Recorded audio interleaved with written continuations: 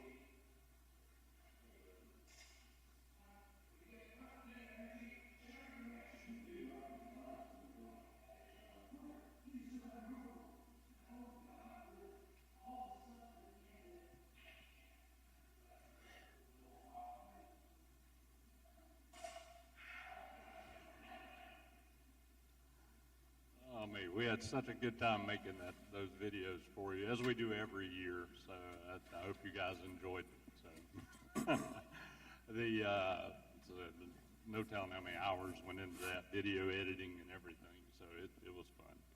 So continuing on with the housekeeping, the room is cool. So I apologize for that, but when you're up on stage and talking all day, cool is better. These lights are hot, so if you do get cool, we do have blankets available for you. So I believe they're back on the back table. Those are yours to keep, so don't be bashful. If you're cool, grab a blanket, cover up, enjoy yourself. We want you to be comfortable and not shivering. Make sure you do drop off your raffle tickets at the prize table if you haven't already dropped them in there. We're going to be doing the drawing at the end of lunch. And, of course, everybody saw the DeLorean, so get your pictures made with it, and you'll get emailed a photo. And the only couple more things. Services table is over there. If there's anything you hear about today that you want to learn more about, go over to that table and we can help you with those. Let's see. In your technology almanacs that's on your table, we have today's agenda. You also have a slot machine ticket for Biff's Casino back there. And there are resources for you to follow along with, take notes. There's URLs, there's different things in there. So hopefully you don't have to take a lot of detailed notes, but we tried to put as much content in there for you as possible so you could take it away today. Let's see. And also, very important, the prizes are great that we have today. And you can get more prize tickets. In the back corner, we are shooting quick videos to encourage people to come next year. So if you want an extra prize ticket for the raffle, please go back there. 30 seconds or less is all we ask. Just, are you having fun? Would you encourage folks to come? Anything you want to say, please go back there and we'll give you an extra prize ticket just to snap that quick video. And that is all the boring stuff. So let's get moving on to the actual content for today. And what I'd like to start this off with is, this may sound kind of unusual, it may sound kind of pessimistic, but it's not pessimistic, it's realistic. I think we can all agree that right now things are a little tough in the business world and we don't know what the future is going to look like. There's not enough time in the day. Good staff are really hard to find. Staffing is expensive, and when you do find them, the cost for everything is just rising. Finding and communicating with customers is getting harder and harder. As a matter of fact, I actually pulled a couple of statistics just for this event alone. It's amazing how getting the attention of your customers is getting so much more difficult. There's so much noise these days. For this event, we sent out 1,200 postcards, 3,500 emails, and made over 3,500 phone calls. So it takes a lot of effort. If you've never put on an event like this, it's a lot of work. Well worth it, but a lot of work. And everything seems to take longer than you think it will. So that is really why we put this together, is we recognize this is a challenge for everybody. And we wanted to give you some tools, some strategies, some things that you can utilize tech to solve some of these problems. And even though those are a lot of daunting problems, there's actually one thing that I'm more afraid of than all of those. And the slides just went really crazy on me. Let me pop that forward one more time. There we go. Okay, I don't know why it keeps skipping. Can you go to the typewriter slide for me, guys? There you go. What I'm afraid of is not typewriters. It's not Kodak cameras, and it's not old game consoles, but it is obsolescence. And obsolescence is the state of becoming old-fashioned and no longer useful, even if it's in good working order, such as the typewriter. That's a good example. Typewriters work perfectly fine. We can all agree, and we probably all used them in the past, but who wants to use one now? Not many people. So we want to make sure that if we're doing things the same old way, that we keep our eyes open and we're looking for new tech and looking for ways to optimize our business. Of course, the clicker works absolutely perfect during all of the tests you do. And the reason I brought that up is this is what the CEO of Accenture said. Digital is the main reason just over half of the companies on the Fortune 500 have disappeared since the year 2000. This is a company that does consulting for the Fortune 500. And they're not a small company. They have over 750,000 employees, if you can even imagine that. Boggles the mind. But the important word there is disappeared. That's only 20 years, guys. In 20 years, half of those companies are gone. Not shrunk and fell off the list, gone. So, and tech is a big, big reason of it. We all have competitors out there, and they want to eat our lunch. And if you're not staying up with it, they're going to. And that quote actually reminded me of another one from Albert Einstein that I read recently that said, we cannot solve our problems with the same thinking we used when we created them. That's pretty deep if you think about it, considering the times that there are right now. And that sounds familiar.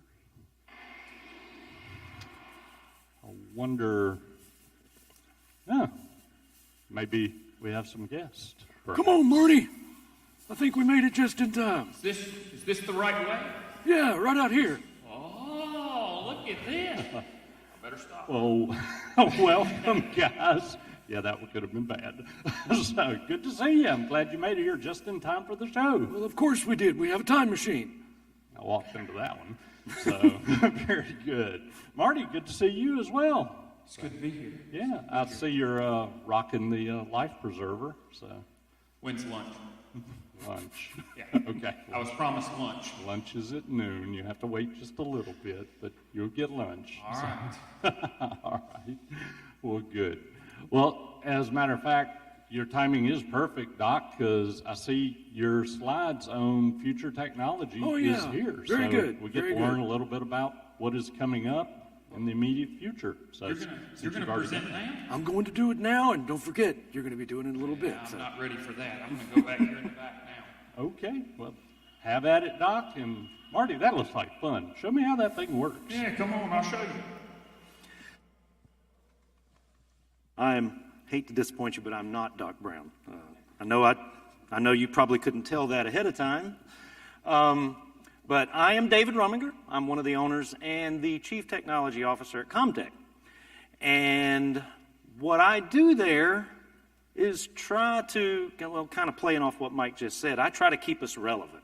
I try to keep up with what's going on in the world of technology, specifically for what we do, data technology. That's, IP phone systems, servers, workstations, and that sort of thing. And it changes rapidly, but as part of what I do, I also get to look at other types of technology. It just goes along with me just trying to keep up with things. So I thought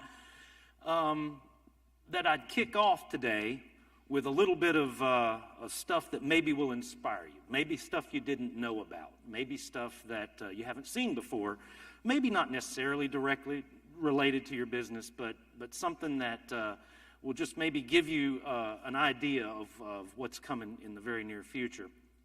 And it actually turns out that it was part of what inspired the theme of Back to the Future, but I'll mention more about that in a little bit. So I'm just going to do a little brief thing of future technology. And to do this, what I did was there's so many things going on right now. I mean, you can go on YouTube 24/7 and watch Elon Musk build a rocket that's bigger than anything humans have ever built, and he's planning on going to Mars. I mean, it's hard to narrow down the number of things that you want to talk about. But I picked three, and like I said, I'll be kind of brief. But I picked three, and I'm just going to go through them. And hopefully, like I said, they will kind of inspire you, or at least maybe give you something you didn't already know, and kind of point to the direction, because there's a lot of really cool stuff that's coming really soon. So with that, I'll just jump right in, and hopefully I won't have any problems with the clicker. And the first thing I'm going to talk about is Tesla, and not the car, because the car is old technology. And it's funny because today, September 30th, is actually Tesla's AI Day. And if anybody didn't know that, the core business of Tesla is not really the car. I'm sure they want to sell cars. I'm sure they make money selling cars. But their actual core business is AI. And if anybody doesn't know what AI is, artificial intelligence. And to help understand why that's an important thing,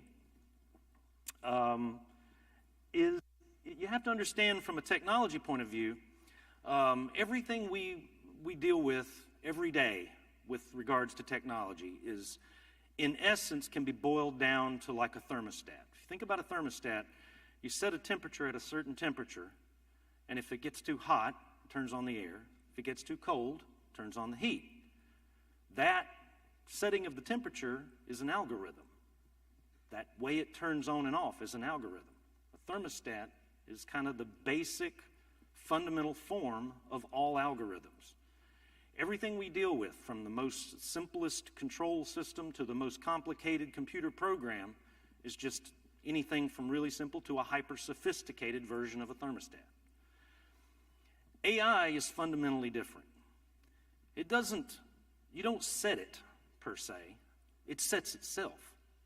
You don't put the temperature in. It figures out what the temperature should be, and it makes sure it's there. That's what makes AI different from all of the existing technologies that we deal with around us every day, is it looks at the way the temperature should be, learns from that, adjusts itself if people make some sort of indication that they're uncomfortable, and it learns that, it adds that to what it knows, and it remembers, and then it adjusts again, and it keeps learning how it should set the temperature and adjusting the temperature accordingly. So it's really that leap that makes AI different. And like I said, today is Tesla's AI Day. They're probably simultaneous to us being here, getting ready for Elon to walk on stage somewhere and talk about all the latest inventions that are coming out of Tesla. And I think they're supposed to announce that the self-driving stuff is basically ready to go. I don't think legal and regulatory traffic stuff around the country is going to let them do it. But as far as internally, I believe they think that their cars will drive themselves. But another thing that he's supposed to be announcing today. I left out one little part. The reason that the core business of Tesla is AI is because the fundamental difference of AI is that it learns. Well, how does it learn? It gathers data, and it records that data, it reads that data. And so the Tesla car is the learning platform. From day one, every Tesla car basically beams its driving back to the data centers at Tesla, where essentially it teaches the AI how to drive. You can't really tell AI how to drive. You can't really no one is sophisticated enough to sit down and write up an algorithm to cover every circumstance you might run into on the road. But AI can learn that. And it learns that by observing how cars drive. And all of those Teslas are beaming their data back to the AI, teaching it how to drive a car. And so that's why today Tesla's expected to, basically announce that their self-driving is ready when the laws catch up with it. But another thing, and this is pretty cool, Tesla's expected to announce a major innovation in their Tesla bot. In fact, they may be showing it off. It's a human size, walks on 2 feet, and hopefully, maybe we can watch it later today. It'll walk out on stage beside Elon and maybe even talk to him. We don't know. We don't know how far along he is with that. But we're expected to see a lot of stuff today. But the interesting thing about the car teaching the AI how to drive, the Tesla bot, once it starts getting out in the world, will teach the AI how to do everything else. If you want to go get something out of your refrigerator, how do you do that? Well, if a Tesla bot's done it 1,000 times, it knows how to pick something up and bring it to you, then it'll be able to do it. So I don't know what everybody thinks about that. Some people might think that's a bit scary, but I started off with that one because it is an example of a fundamentally different technology that's right on the cusp of happening. In fact, if you include the self-driving stuff, it is happening right now. The robot, Elon announced it last year. It's supposed to be walking on, or at least we're all hoping it walks on stage this year. So we'll see. So that's the first one I wanted to run into or talk about. The second one is really cool. I learned about this several months ago, and thought this one is so simple, but it could change the world completely. Oh, I left out one thing, and for some reason, this thing just skipped 2 slides, guys. That's the one I want. I left out one. Go back one. I left out one thing on the AI. At Comtech, we actually use AI. We contracted with a company called Crushbank, and every time you guys send a support request, it comes into it either an email or some other mechanism. Crushbank is an application that reads and looks at that incoming message before any of our technicians ever look at it. And it analyzes that request and then goes and looks up previous tickets that might be related to it and stuff in our knowledge base, and compiles all that information and gets it ready and sends it to our technician as soon as they pull up to work the ticket. It's already found all of these items that are related to it. And the key element, like I was talking about AI, is it learns over time, what's used and what's not used of that information it creates or it compiles. And so it means that the more it's used, the more, when a technician pulls up the information, the more it will be relevant.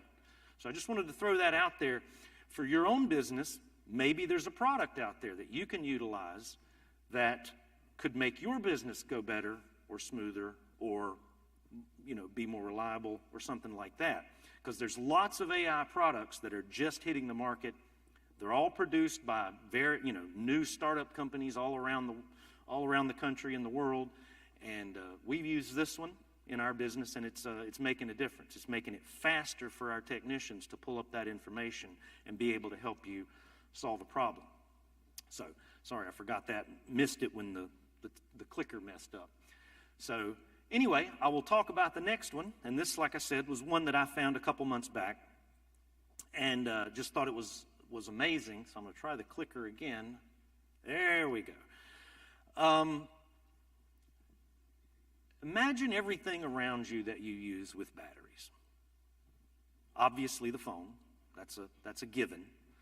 But this clicker, the remote control for any of your TVs or anything like that, even a flashlight. There's so many batteries everywhere, and they're annoying because if you need something that you don't use that often, you go to get it, and invariably the batteries have run down. Well, this is a technology that is coming out of the labs right now, and some of them call it a radioactive battery. There's several companies. Some of them call it a nuclear battery, but a lot of people just refer to it as a forever battery, and that term kind of gives it away.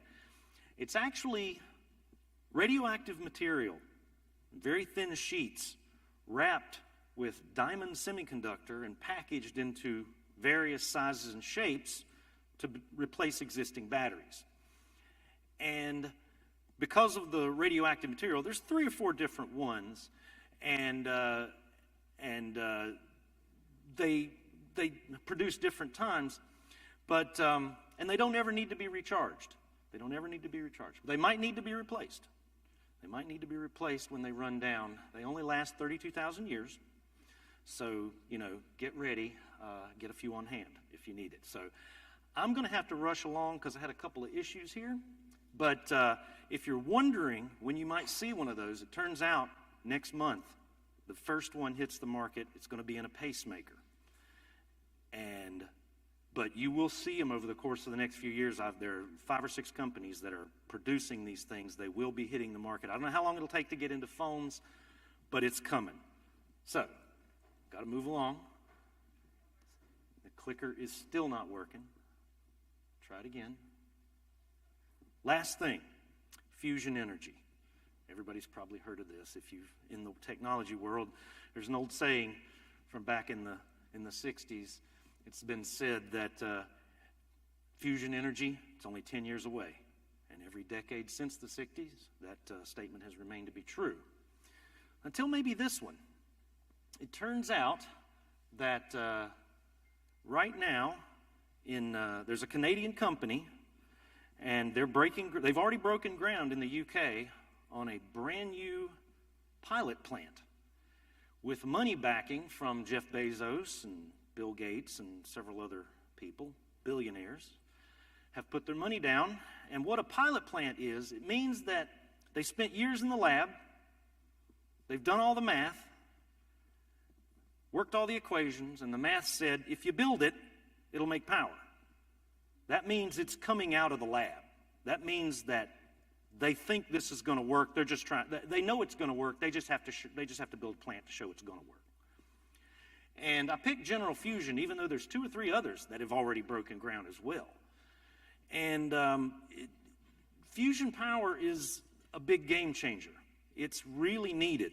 And I wrote something a while back to kind of explain why this is as big a game changer. It's not just, if you want to change the energy structure of the world, it's a little bigger than, solar panels and wind turbines and electric cars. It's a little bigger than that. And I wrote something to a friend of mine, and I'll just read it to you, a couple of weeks back, that kind of puts in perspective what that real problem with energy is. And it goes like this. Somewhere in the world, ore is dug out of the ground with mining and loading equipment running on diesel. It's transported and processed with equipment running on diesel. It's loaded onto trucks or trains running on diesel, transported long distances across sometimes continents, and loaded onto ships using loading equipment powered by diesel. Then it's moved sometimes halfway around the world on ships powered by diesel, then loaded onto trucks or trains running on diesel, arriving at a plant where the ore is smelted with a process powered by oil, gas, or coal. For some products, they would then be transported to a destination to be turned into a final product, using diesel, of course. But most products require additional steps, so they are transported to the dock again, loaded onto a ship again, and moved across an ocean again, and unloaded again, transported again to another plant, all using diesel. This process may happen 3 or 4 or many more times before the final product of the ore arrives at the final location using diesel. There may be hundreds of additional products that also need to arrive at this final location, all of them with similar history of production to that already described in order to assemble the final product, and all of that powered by oil, gas, coal, and diesel.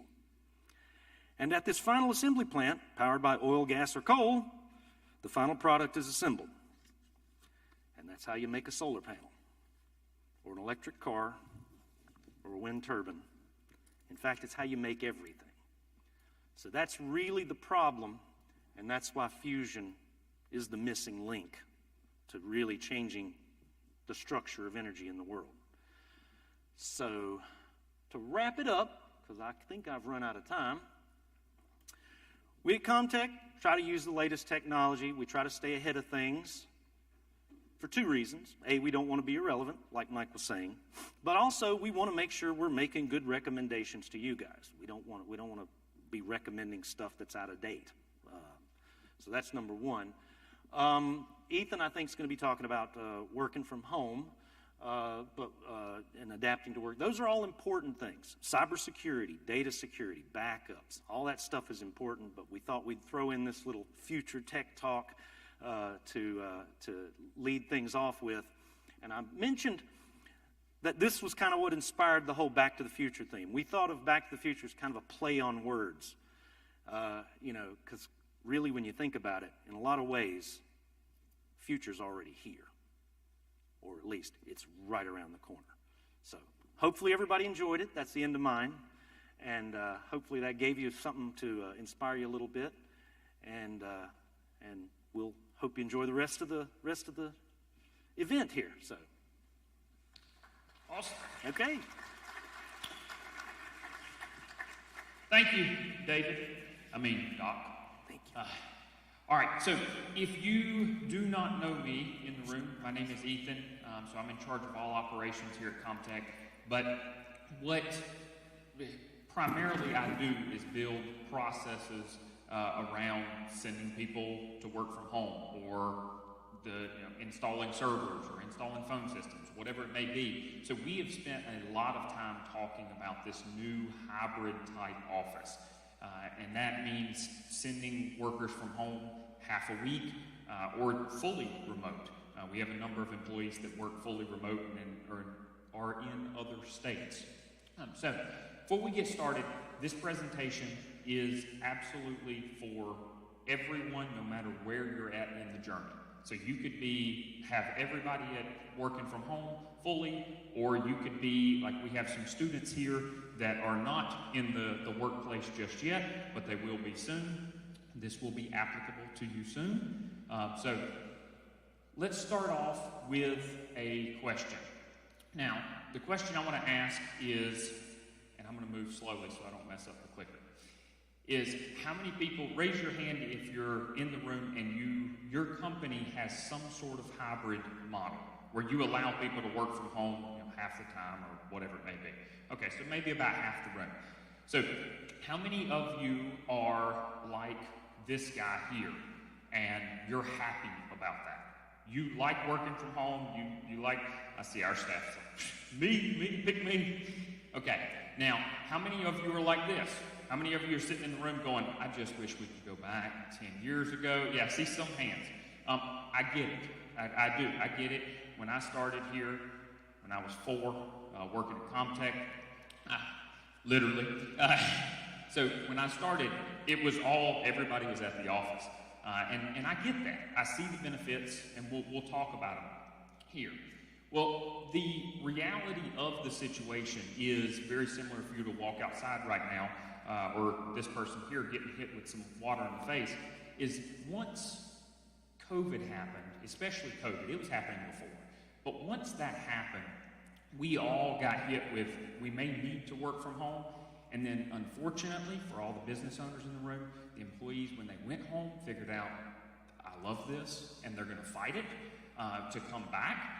And I know some of you owners are going, yeah, but I don't care. You're still going to come to work for me. If you're coming to work for me, you're coming to the office. I get it. The problem is, as Mike talked about earlier, there's a chance that your competitor's going, I figured out this work from home thing. I'm good. You can go home and work. You work from home. And as he said, finding the right employees is tricky. So we want to have every tool we possibly can in our toolbox. So this, as I said, is for every single person. If you're starting this work from home journey or hybrid type office and you're looking up at the mountain of how do I accomplish this? I mean, there's so many factors about security and does the employee have the right tools and how are they going to communicate? There's so many different things that you have to think about. If you're like this guy, this presentation's for you. If you're halfway up the mountain, it's still for you. I'm going to cover a number of things in here. If you're like this person, I've seen some people like this that are barely hanging on to this remote workforce. Maybe you sent 2 or 3 people home.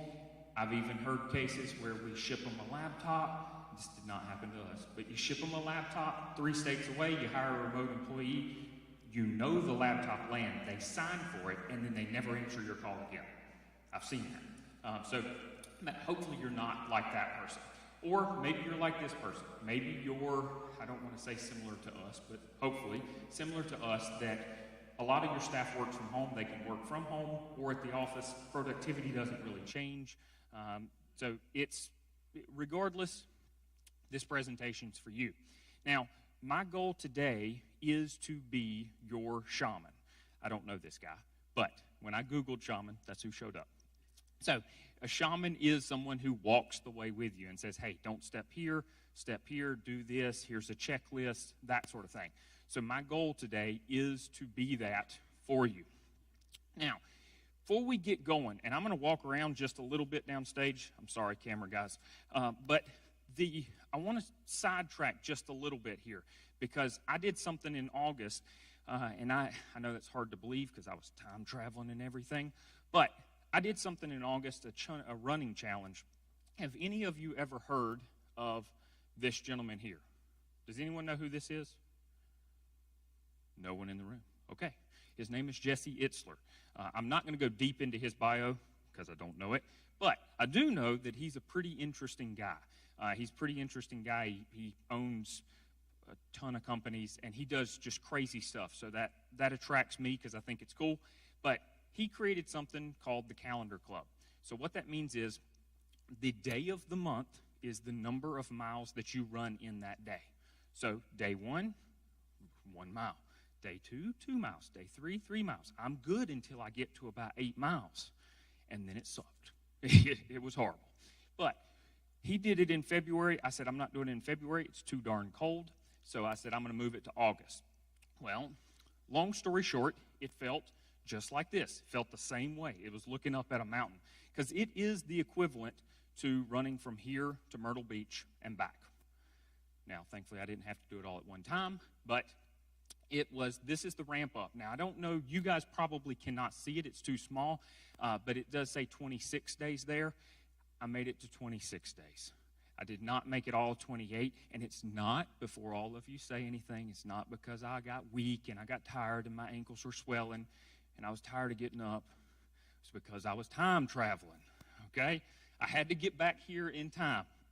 But what that looked like was 351 miles in 1 month, 72.9 hours of running. So we're going to round that up to 80, so it was like 2 full work weeks. And then I had to get up each morning at 1:45 in the morning to start running. So that is never fun. If you can imagine running at Southern Alamance High School there by yourself for 3 or 4 hours in the dark, there are lots of possums and raccoons out there. Now, calories burned roughly, the watch told me it's about 100,000. So it was fun in a weird way.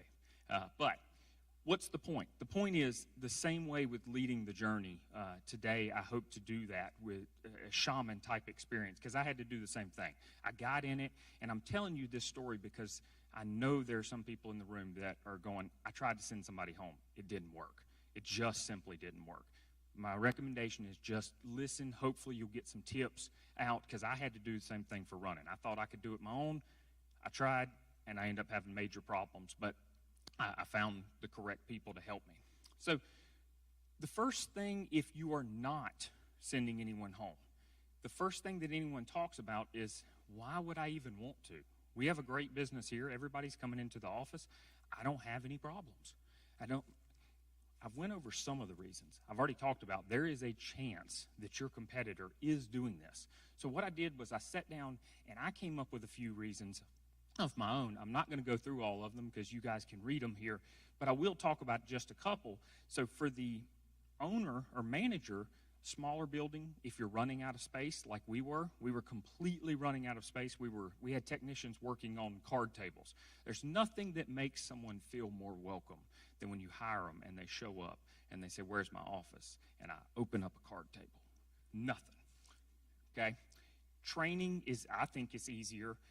We like to use it as a competitive advantage. Some of our competitors are not doing it. And then the final thing, which I love as a manager, is Comtech's never closed anymore. We used to have a problem where if you couldn't get into the office, sorry, it's okay. They now can always get into the office, which is pretty cool.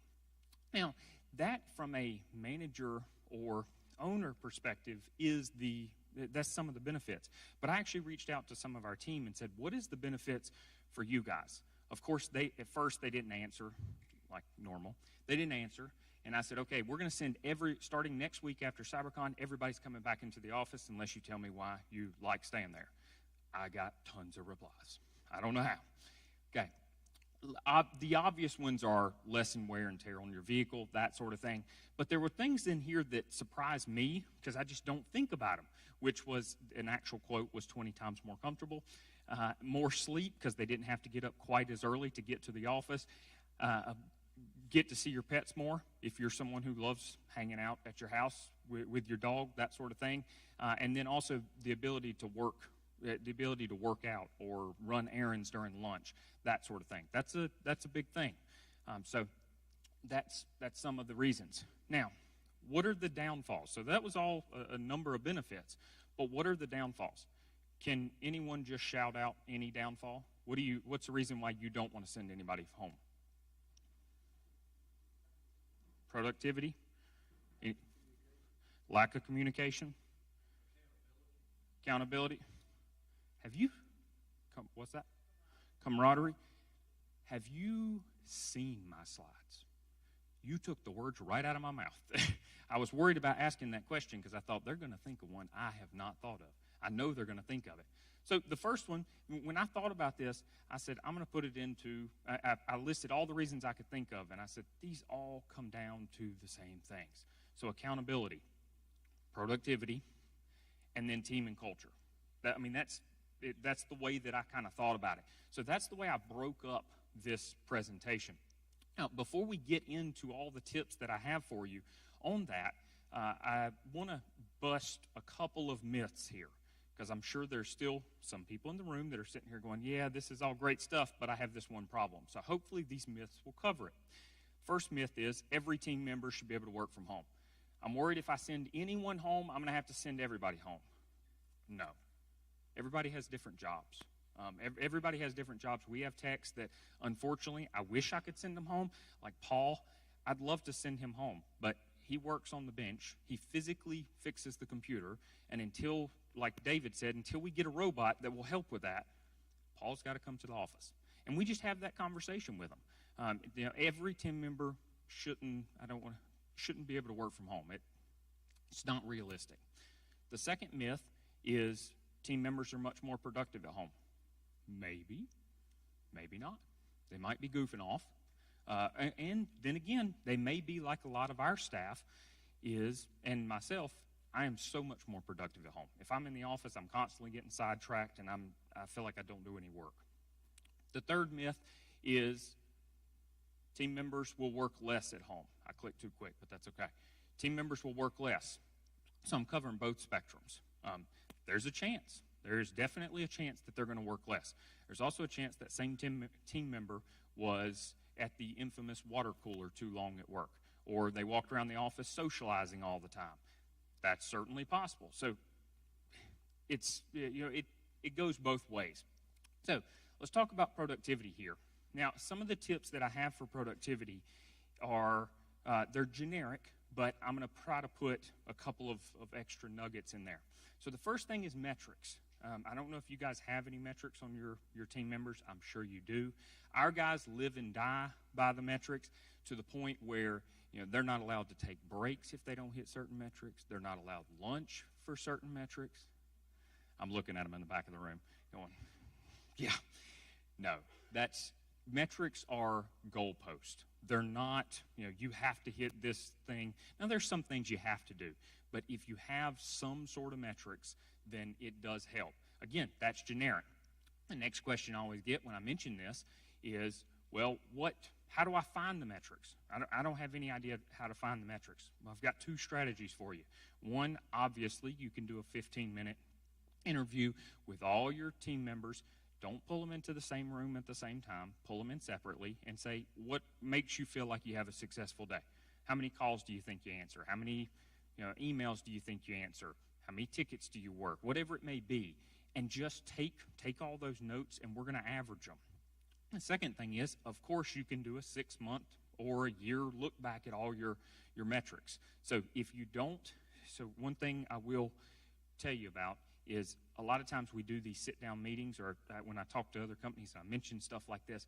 We do these sit-down meetings, and they say, well, they said all these things that make them feel successful, and I don't have any of that metric data. Okay, that was 3 months ago. Are you gathering it now? And they don't gather the data now. So this is the time to go ahead and gather that data to set those goalposts or guideposts. So that's actually you probably can't see it tremendously well, but that is a good example of a dashboard that we have up for our techs at all the time. So they can see how many new tickets are there. They can see how many tickets they've worked in the day. And I do have it on the bottom left-hand corner. You can actually see a goal line. So if they go over that goal line in any single day, they know, hey, on average, I'm doing better than, I'm doing what I need to do. Now, word of caution here. So it is very easy to get too many metrics, and they get overloaded. I mean, as a manager, you get overloaded trying to gather the data. So there is another tip there that metrics preferably should be automated, and they also should be gathered within 10 minutes. So if you can't gather the data within 10 or 15 minutes a day, don't do it. You don't need to hire somebody to get all the metrics. That's a bad idea. That's a recipe for disaster. Now, another thing is when you send someone home, do that. And I would ask anybody in the room right now, even if your employees are sent home, do they have the tools needed to do the job? There are many times where we have sent someone home, and the next thing you know, we watch productivity plummet. Come to find out, we call them up and say, hey, what's going on? And they say, well, at the office, I didn't realize I had 3 monitors that were very big, and now I'm sitting at home with a 15-inch monitor, on my laptop and trying to work off my laptop. Monitors aren't expensive. They're not crazy. Getting that monitor for that employee gets them back to the productivity. So on page 12 in your almanac, you actually have a checklist there that you can use you can just go straight down the checklist.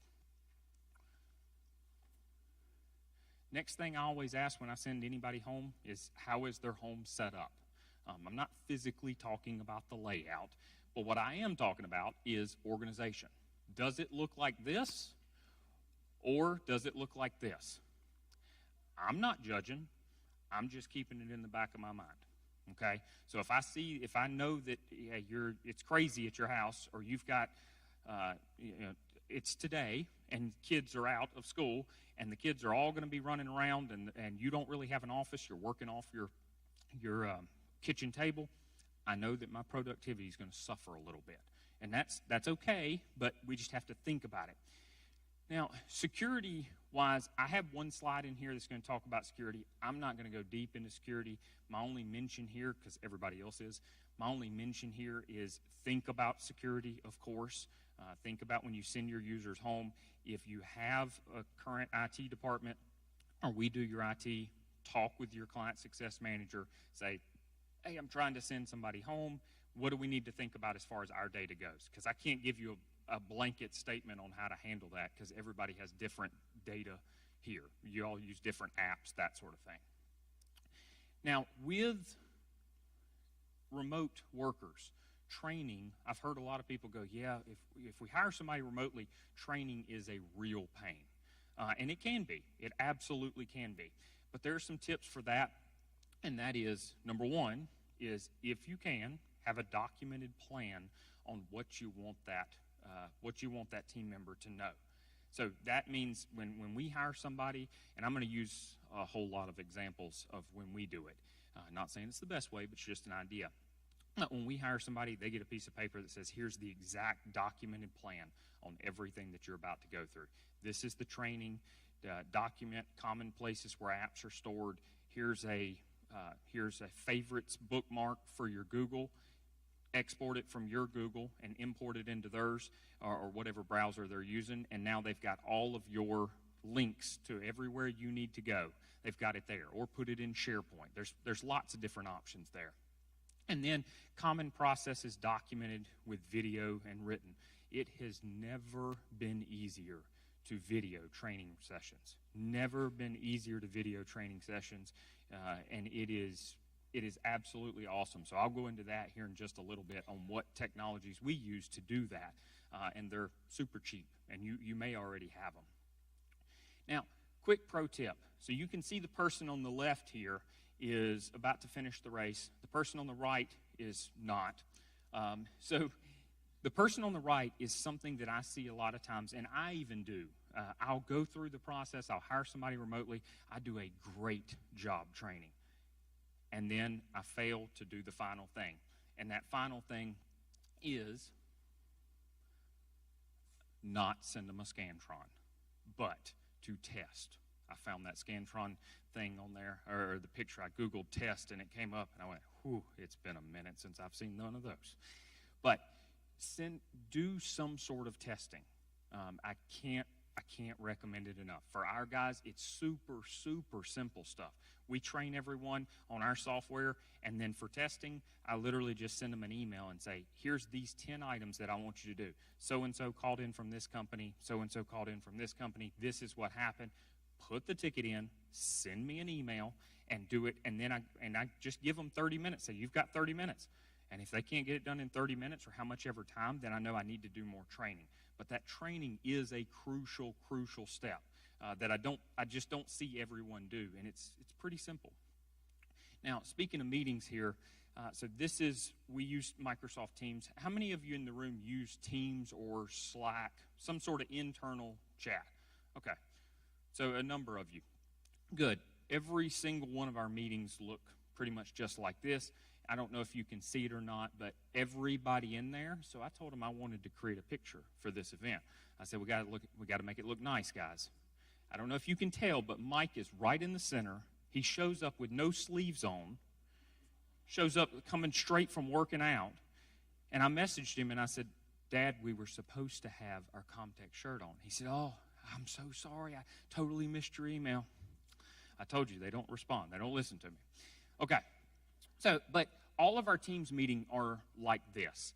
Now, the cool thing about this is it's very, very easy to just click the record button. If you're wanting to record something that you want to say once, that we want to talk about Comtech's principles, or we want to talk about how somebody handled a situation, we want to talk about whatever it may be, it's a great time to hit record, and then we can document that for training for later. I was about to say tell everybody you're recording, but Teams does that for you. When you click the record button, it pops up. It's still nice to tell them. Okay, final thing I have for productivity. On page 13, you'll see a manager check-in sheet, which I'll reference here in just a moment. If your employees are close enough, then we have found it's a good idea to have an in-office rotation schedule of some sort. It doesn't have to be a tremendous amount. It can be once every 3 months. But it's enough to just get them out of their comfort zone, make them realize how nice it is to work from home, that sort of thing. But it's also nice because they get to see all their peers physically in person. They get to go out to lunch with the team, and they also, I recommend having the manager sit in there with them. That's the perfect time to have a one-on-one and say, hey, how are things going? Per the sheet that I gave you, that's the questions that we ask. Now, one of the other things that you guys mentioned was accountability.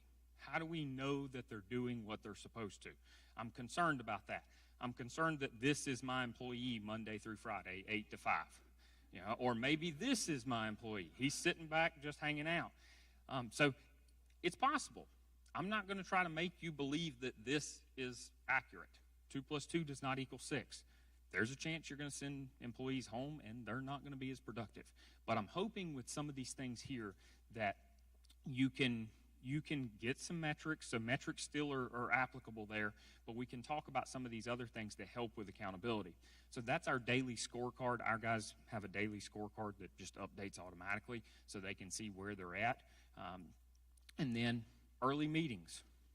There's nothing easier for making sure that everybody's up and working at 8 a.m. than schedule a meeting at 8 a.m. That's what our guys do.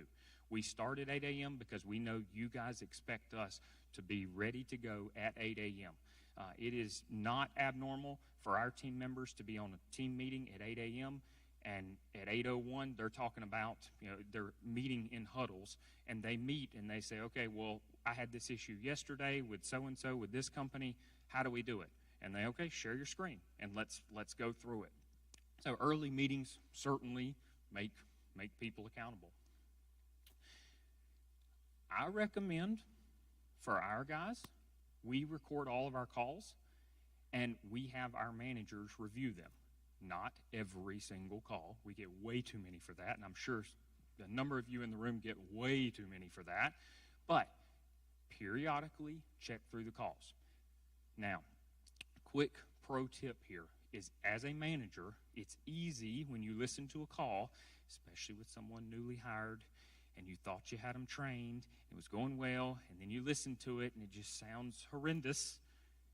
Don't just email them the recording and say, here's all the things that you did wrong.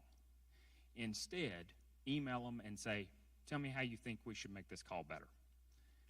You, as self-critical, or as critical as I am, most people are more self-critical. So they'll come back. That's what I do with our texts. If I hear something that I don't like, I just send them the voice recording and say, hey, tell me how you think. And they come up with all kinds of crazy stuff. Like, I don't think I was, high-pitched enough when I answered the phone. When I said good morning, my voice kind of raised at the end, and I need to lower that. No. Just say the person's name. That's it. You know who was calling, just say the person's name. So it can be the simplest things, but that is it's something for us that's changed things a little bit, because what we found is after some time, you'll actually start having your people email the managers the call recordings and say, this person was really upset, and I don't know what I did.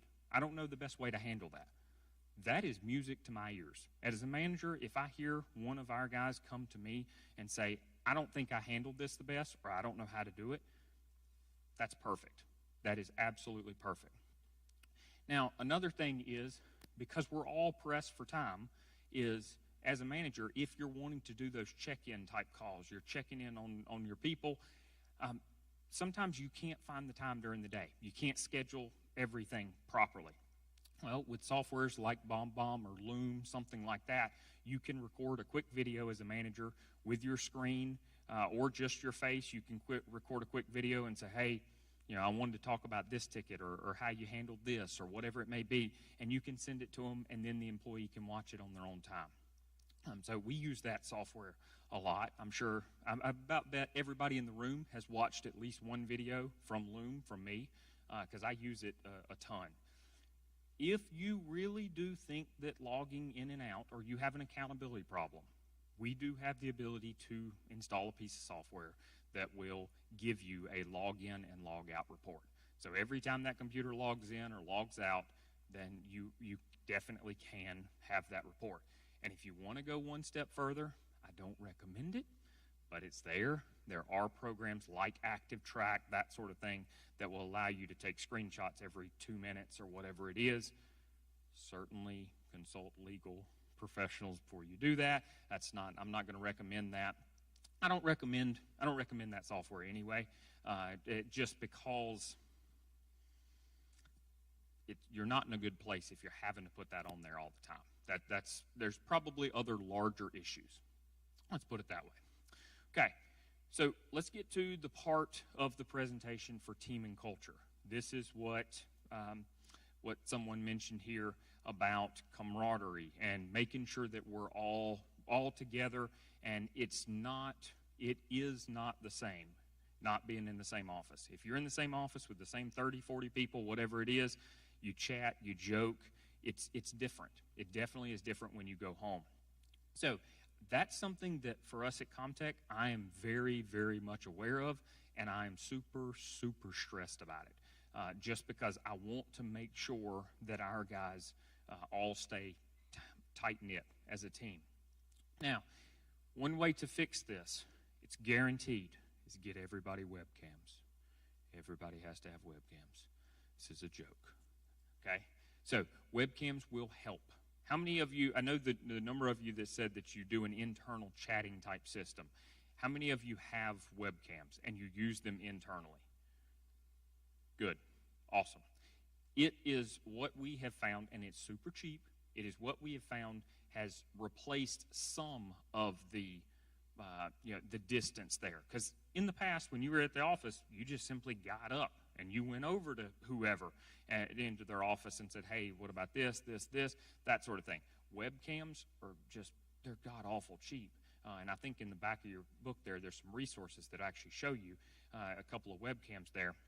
And the webcam experience is so different that in our office, our desk phones pretty much never get used to call anyone internally. I don't call anyone, whatsoever. Everything's a Teams call. Every single thing is a Teams call. And every single one of our guys know that when I'm calling you on Teams, you better hit that video button, because one of my first questions is going to be, do you have your video on? If I don't see it. Just because I want it to feel like I'm standing in front of you as much as possible. Now, I mentioned earlier that you can do training very, very easily. So if you're using a product like Teams, and is anyone in here using Stream currently? Has anyone ever heard of Microsoft Stream? A little bit, okay. So with Teams, at least, Stream is like a internal YouTube. That's pretty much what it is. It's a YouTube for inside of your company, and that's where we store almost all of our internal training videos. So if I'm in a Teams call and I'm I realize something that's a great example or whatever it may be, I can click the record button. Whenever we get done talking, I stop the recording. It uploads automatically into Stream. It sends me an email and says, hey, your stream's there. I click on the link. I document it and say, this is where, I told Mike to put on a Comtech shirt during Teams meetings, and then I log it and I make sure every new employee watches it. But no, it makes it so simple to do. Now, what I'm about to go through is something that you're probably going to sit here and go, is that really, I don't know if that's really applicable or not, but just hang in there with me, okay? So for us, our team and culture starts at the very moment when we start onboarding a new team member. So one thing that we have done in the past couple of years that have really made a difference, especially for remote workers, is welcome email with common questions. And I believe those common questions are on page 14 for you. So what we did was pretty much send an email out to all of our staff and said, here's all the questions that I have for you. What makes you successful in your role?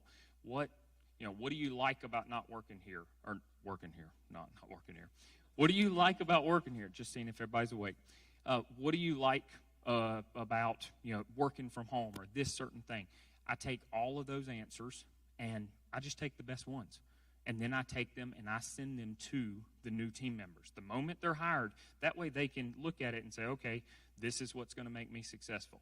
This is, you'll see in the questions, this is when PTO starts. This is when vacation starts. You get a lot of those questions out of the way, and that's the way we do it. Now, we also like to give our staff a welcome package of some sort. It doesn't matter if they're coming into the office the first day or if they're remote. We'll just pack it all up and ship it. But we like to give them something to make sure that they recognize we do care. Now, and all that stuff is really not that complicated. I mean, it's a jacket, it's a book bag, it's that sort of thing. I mention this, maybe it's just our industry in tech, but I mention this because the last probably 10 people or more that we've hired, they've walked in the conference room for training or even remotely when I sent it to them, and they said, I just can't believe that you guys actually have a book bag for me. You actually have this stuff for us. Last job I showed up, they said, Jim trained you over there. He'll be with you in about an hour. That was it. And then training started, which meant Jim said, go sit with Donna. I don't have time. It's like that is, to me, that's crazy. And it's so simple of a thing to do. And it builds, at least for us, depends on what your culture is. That may be your culture, but our culture is not that way. Now, I recommend getting the team member with whatever their team is and get them sitting with them as soon as possible. That seems obvious, but it wasn't obvious to me. I used to train a lot, and I would train a team member a ton for like a couple weeks, and then I would go drop them off with their team, which is a bunch of people that they hadn't been hanging out with for 2 weeks, and I go, okay, they'll teach you a lot more stuff. So I recommend getting them with their team as fast as possible. And then this is a pro tip for managers. So this is something that I just recently experienced in the last 6 months. I didn't know it existed inside our own company, but I was wondering, we have official team channels that are for our help desk and for our escalation team. Well, I didn't ever really see, the only time I ever saw anybody post in there was when I posted in there. When I post something and ask a question, they always replied quickly, but I was wondering, why are you guys not talking? Are you just, everybody's doing their job, nobody needs to talk? And then it dawned on me when I talked to them, they have their own channels. They talk amongst themselves without managers involved. At first, I was offended. I'm a nice guy. But it made me go, no, that's what's going to happen. That's what, in my opinion, that's what should happen. If they are building a team over there, as long as everybody's being nice, but if they're being a team and they're joking about it, because I was sitting behind one of them one day and I looked in there in the team chat and, God, I don't want to be in that team chat. They're talking about all kinds of crazy stuff. They're talking about the bluebirds out in the yard and all this.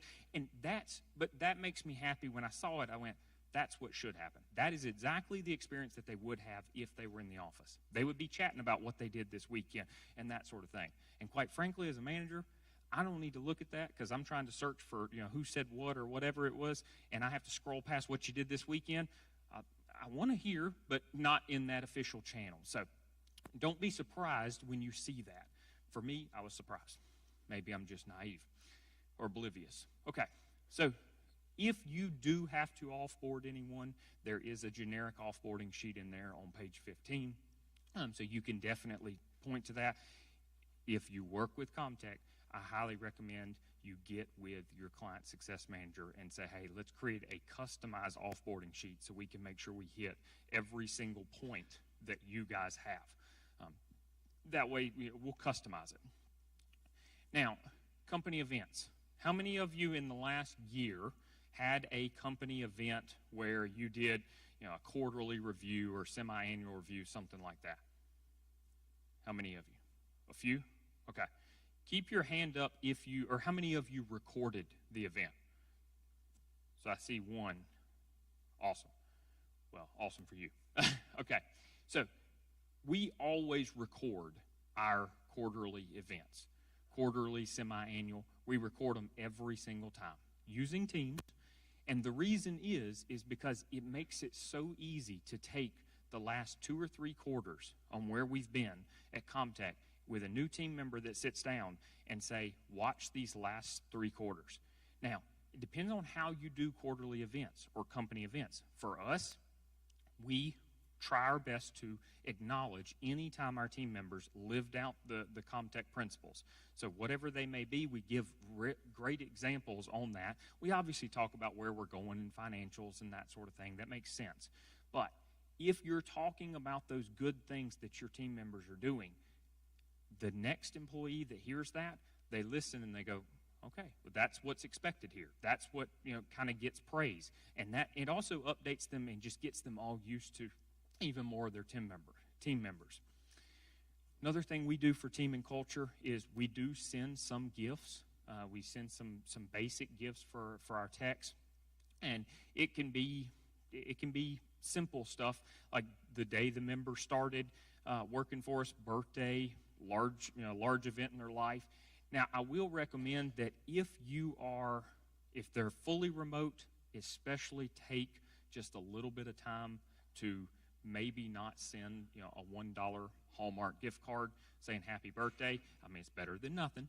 But there's other options like something like Love Pop. I don't know if anyone's ever heard of them. That's what we send quite a bit. So it's like customized kind of birthday cards, and they pop up in the center. Yes, they're a little bit more expensive, but I can't tell you how many times I've talked to our techs, and they will show, I'll see it in the background. I'll see the card that we sent them 3 years ago, that sort of thing, because they don't throw it away, because it's pretty cool if they like Spider-Man or if they like The Office, that sort of thing. Some pro tips for this: if they love cats, don't send them a Spider-Man card, or whatever it may be, and send stuff that they actually care about. Send things that they can do with their family. That would be a good goal. That's a good goal of ours. We don't always succeed at that, but we try. And then things that are useful, things that are not logoed up. Some of our techs love wearing Comtech, but maybe they don't want to wear it every single day of the week. So we send them other things. Now, something that I want to talk about is work-life balance. Now, I know everybody in here that's probably older than me is going, yeah, you young whippersnapper, you don't know anything about work-life balance. I don't think those words exist. That sounds like a millennial thing.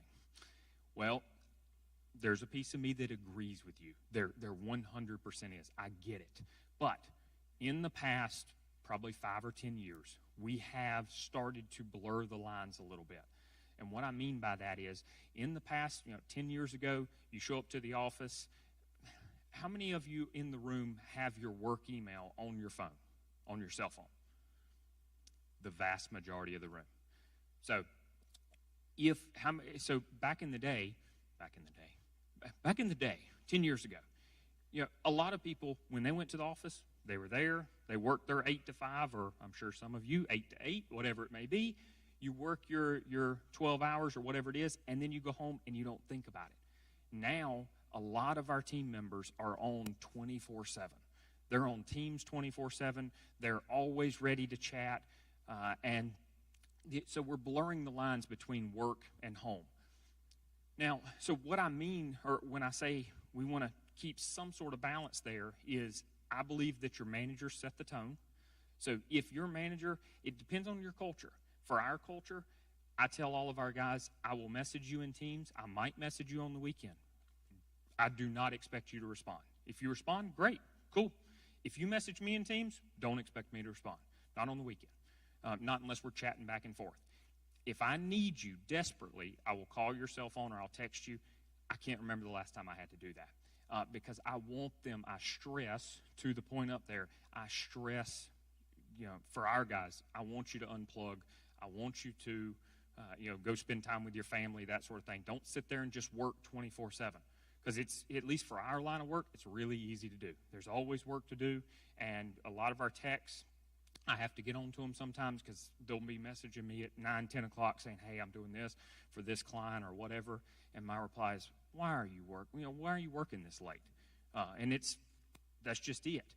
And then set expectations up front on communication methods. So again, for our guys, I tell all of our people, if I Teams you, I do not expect a response. Don't feel obligated to send a response. And I know some of our managers actually don't even send the emails or send the team messages until Monday morning, at 7 a.m. or whatever, because they just know the texts are going to respond.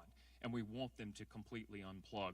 That way they can refresh and they can have some time to themselves and come back stronger for the next week. And that may not be your culture. You may have your people on 24/7, and that's what they signed up for. That's good. It's just be upfront about it. So a quick recap here is don't forget the why behind these. Don't immediately dismiss working from home or sending some of your staff from home if they ask for it, because there are benefits both to the team member and to the owner. Now, we talked about the 3 different pieces here, so productivity, accountability, and then team and culture. I did put a number of things that I mentioned. There's actually a couple more things that aren't on the slides in your almanac. So there's a number of things there that I recommend you at least glance at. And then I wanted to kind of finish this off with, if you're sitting here and you're going, God, that was a lot of information. That was a lot. I don't even know where to begin. Where do I start? Which page? Well, what I would say to that is, first thing is find positions that could have a little bit more flexibility. I recommend looking somewhere in accounting, or if you have people like us that can do all their work remotely, then it's easy for our technicians, for our help desk staff. All of our help desk staff, when you call into Comtech, you email, they're all working from home. So find those positions with a little bit more flexibility. Go over the list that I gave you to talk about, do you have the tools necessary? Go over the next list on page 17 from the manager checklist. That's talking about, do I have some metrics to go by? Do I have some sort of accountability built in? And then, if you are going to do this, figure out the benefits to that team member and call them up and explain it and go into, say, hey, this is going to be a little bit of a trial. Please do not go to Comtech or come here, leave here, and say, you know what, we're going to send everybody home. If you're not used to that, it's going to look like this. They're going to be shell-shocked, and it's going to be a big adjustment. So the goal here is, like I said, to have you kind of at the top of that mountain, or at least be able to do it in case your competitors are offering it. And hopefully with all these handouts, that sort of thing, hopefully that we led you there today.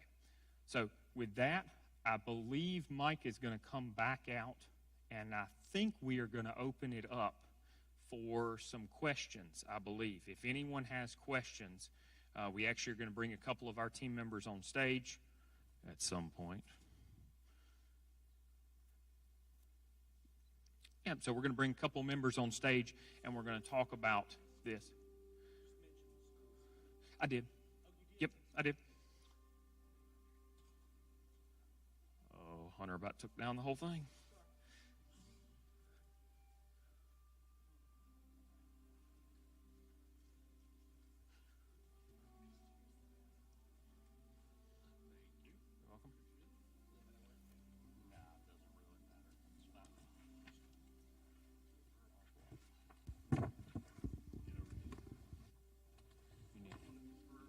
This? What's that? No, I think you got to turn it. Did you turn it on? Oh, okay. Mine on? Check the blue mic, please. Cut me off already? There we go. I want one of these for home. Yeah, they're nice. Productivity. Yeah, these chairs are nice. There you go. I'll be that guy you see in the picture. Yeah. Exactly. Like, where's Mary? Oh, she's I hope you asleep guys under her have desk. enjoyed it so far. I wanted to bring up on stage some of our star players that do work from home and give you some idea of what it's actually like from them rather than being spoke at. We're going to talk, and we're also going to have mics out in the audience, so if you guys have any questions, just raise your hand, and Ethan and Anthony will come around and we'll see if we can get them answered. So to begin with, can you guys introduce yourself and tell what you do? What do you do? So. My name's Dirk Munson. I run the service department, and I act as an intermediary between type A personality, Ethan over there, and the techs. Occasionally he gets super gung-ho and wants to charge forward with 15 different new processes, and the techs are like, whoa. So that's what I do. I'm Mary Gabriel. Basically, the most important job I probably do is I dispatch all the tickets, which means when you guys submit something, I look at it, I say, oh, that needs to be handled right now, and I make sure that it's handled right now. Or, oh, that can be handled tomorrow or later this afternoon. Okay, that can be handled later this afternoon. So I triage all the tickets, and I make sure you guys are seen to as soon as we can. So. Very good. And both of those jobs obviously were done inside the office previously, and it was a lot easier because you could just run down the hall, grab somebody, or look at them and say, oh, are you busy? Can you grab this ticket? Whatever you needed to do. I'm sure when you moved to home and all the other techs moved to home, that became a bit more of a challenge. So what was the biggest problem, or, well, it could be an advantage? What was the biggest shift for you guys when you went to work from home versus working at the office? Well, for me, it was definitely the ease of communication at first, because when we were working in the office, you could literally, like, do one of these numbers and, like, lean across the hall and be like, hey, can you help me out with this? Now we have to actually message somebody on Teams, and so that's sometimes a little harder. But it's gotten a lot better. The more we've been comfortable with the process, people are more responsive. You're like, oh, if you need help, message me. I'll be ready to help you guys out. So that was probably the biggest change. I spend the overwhelming part of my day in Teams. It used to be I'd have people queued up at my door to my office to the point that we would joke, I need one of those little deli ticket numbers to ask me, how do you think we should handle this? Or, hey, this customer really needs service. Do we have an on-site tech that's available? A lot of what I do is kind of shuffle, fit people in to get things done as quickly as possible. So the challenge, I think, for me was now communicating in a completely different method where it was easy for the techs to stand in my doorway and know, okay, I have his attention, versus they send off a Teams message and I may not respond immediately because I'm already responding to the other 4 Teams messages and they're just kind of juggling. So that's a little bit of a challenge, but Teams does make it pretty easy to do in a remote fashion. And this is not a sales seminar on Teams, just so you know, it just happens to be the tool that we use. It does Yeah, cost. yeah. It used to be free. True. So do we have any questions from the audience yet? I've got a couple other things I was wanting to mention, but right ahead. Can you go over, like, if we have some positions that don't work from home full time, like if they've got a sick kid, they need to be home that day, which is a better as far as equipment wise, like VPN or pick your laptop up and take it home, and then the security risks you put at working from home, logging in and stuff like that? Well, that's a big question. That's a good question. But you want to take that one? You looked anxious there. I'm always anxious. From an equipment standpoint, all of our techs, we equip them with laptops. So they have the exact same equipment. They have a dock, 3 monitors, keyboard, mouse. So when they come into the office, we actually have rotating offices. So whatever office you want to work in is the one you can. And then they have the exact same thing at home. So they can take that same laptop, plug it in at the office, take it home, plug it in there, and they're working the exact same thing. So there's no real transition or oh crud, that program's installed on the office and I don't have it here. From a security standpoint, that makes it a little bit easier because they're literally on the same thing. If you have on-premise software that they need to access, then obviously that makes it a little trickier. VPNs are what the majority of our clients use, especially those that have FortiGates.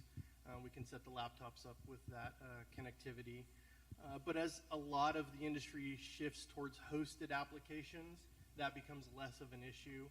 You can store your documents on SharePoint, and again, this is not a sales pitch, but you can store all your docs on SharePoint so they're accessible from the office, at home, Taiwan, wherever they happen to be. And then as the applications become more hosted, that makes it a little bit easier as well. And one of those things is that email also, you don't necessarily have to access email through VPN. A lot of people don't know about that. You can go to office.com and access your work email from anywhere. As long as you have that password and that username, you can access it. You don't need to be on VPN to access your work email. And multi-function or multi-factor authentication. Yep, multi-factor authentication is a big one. That's those little tokens or codes you guys get whenever you try to log into something. That addresses your security concern as well, because somebody might have a password and a username, but if they don't also have the email address attached to that account to verify the code or the text they'll get on their phones, they can't log in. So that's another added layer of security, especially working remotely. We're going to cover a lot more about security in the following segment, so definitely stay tuned to that, because it definitely plays in a big role into this. So do we have any other questions from the audience right now? So one comment that I wanted to make that really is a game changer, and Ethan talked about it, is having the webcams. And I see so many people that still don't use them or don't have them, and it really does make a difference. I mean, everybody's seen the statistics. Over half of your communication is nonverbal. So the second you take that away and you send somebody home and you don't have a webcam, you just cut your ability to communicate by over half. And that can wreck your day and you don't even know it. You all of a sudden have a dysfunctional company and you don't realize why. If just turning on those webcams makes a big difference, it is mandatory at our office. If you're on Teams, your webcam is on. I want to see you when you roll your eyes. I want to see when you smile. It makes a difference. So if when you don't wear the right shirt. Yeah, well, he took no hesitation throwing me under the bus on that, did he? That's what I do. Okay. I've got a whole process for you. Yeah, I know. It's hard to communicate with employees. What did I say? And it's also some don't listen. Well, I was also going to say that context is also lost a lot in Teams because it's just text. So, you can't really tell, is that person excited? Are they annoyed? They just said, okay, great. That's all. Is it okay, great? Or okay, great. You don't know. But if you can actually see them react, you can actually see, oh, no, they're excited. Excellent. Yeah. And same thing's true as far as, maybe you ticked them off, or maybe they're just grinning and being sarcastic. You can't tell through a Teams message if you don't have the video there. You may think you made somebody mad, and you really didn't. They're just having a fun time with you at the office, and so you just lose a lot. I was going to mention that is for our guys, there are times where, as we get larger, people don't always see eye to eye, and they may come to one of us as managers and say, hey, this person's really getting on my nerves, or I don't understand why they responded like that. One of my very first questions is, how did the conversation happen? Well, we were all just chatting back and forth in Teams. Cool, let's do a 3-way video call. And almost always, it's always like, I didn't mean that. I put exclamation points behind all my words. I wasn't yelling at you. Something like that. It's something simple like that, and then problem solved. But it's to that point of just text is sometimes an issue. You lose a lot. Mm-hmm. That video communication it's weird at first because it seems impersonal, but it's actually the opposite. There's always a hurdle. I know a lot of the techs hated it when we first started, and Ethan's not kidding. He does not communicate without his camera on. When he was doing his running challenge, I don't know how many Teams calls would be with him. Sweat pouring down his face. The camera talking. way down here. Or you're looking Like at the you're looking sky or It's something like mandatory. that. Yeah, he's Yes. not kidding. But once you get past that kind of weird adjustment, it becomes second nature, and it really does make a difference for that communication, nothing else. I'm sure all of you at one point or another have had miscommunication via text. I know I have. The word sure gets me into trouble a lot with my wife. Sure. She takes it as sure. I mean, it's sure. Very different. Good point. Guys, how are we doing on time? I'm sorry, I should have noticed. I'm sorry, that's a good. Is that, how much time do we have left? What's your I don't remember when this segment ends. 10 minutes? Okay, hey, we're great then. Okay. Let's see. One of the questions that I had, because it applies directly to you guys, is when users leave the office, I never know what kind of device they might be using. How can I keep my data secure? Multi-factor authentication is the big thing. Whether they're using their cell phone or their laptop, you don't want to leave it in a state that if they left it at Starbucks or it gets stolen or something like that somebody can get into it very easily. So you want your email. If you have your applications, I know our primary applications all have MFA capabilities. We have that turned on. And personally, I prefer an app authentication as opposed to an SMS or an email. Because if it sends an email to your phone that they have stolen and have access to, they have your multi-factor authentication. It doesn't really do anything. So if you have an app and then you enable like Face ID or a fingerprint or something like that, so the app also requires that level of security. It adds that extra layer to prevent the bad actors from accessing your data and getting your email or whatever critical info. Yeah. One other strategy that we use and that several of our clients use is that if you're working on company data, you're working on company equipment. Now that's sometimes hard to enforce, but it is a good policy because the company equipment should have the monitoring, the antivirus, the threat protection, all of the controls in place so you know to the best that you can know that that endpoint is secure. You don't want them going over to grandma's house and using her computer that 12 grandkids have been installing game software on that you have no control over and you have no idea what might be lurking in the background of it. So that's another way that you can help secure it. So, still, any questions? Lights are bright up here, so didn't know if we had any others. Well, I'll continue on with mine. So, one other thing that we had to consider was that when you're working from home is you want to make sure that it still sounds professional. You don't want all the dogs barking, kids crying, stuff like that while you're trying to talk to clients, especially with what we do, doing help desk and triage and that sort of thing. Are there some strategies you guys use to give a professional environment? Oh, absolutely. I'm on the phone a lot. I'm on the phone all day, you know, more or less. If I'm not calling clients, I'm listening to voicemails or things like that. A headset, absolutely I recommend, because I also have, like, lawn staff in my neighborhood. You know, as soon as you pick up the phone, the leaf blower is going to be right outside your office window. Every time. It's like they schedule it that way. So a headset is a really good thing, especially with noise cancellation on the headset itself.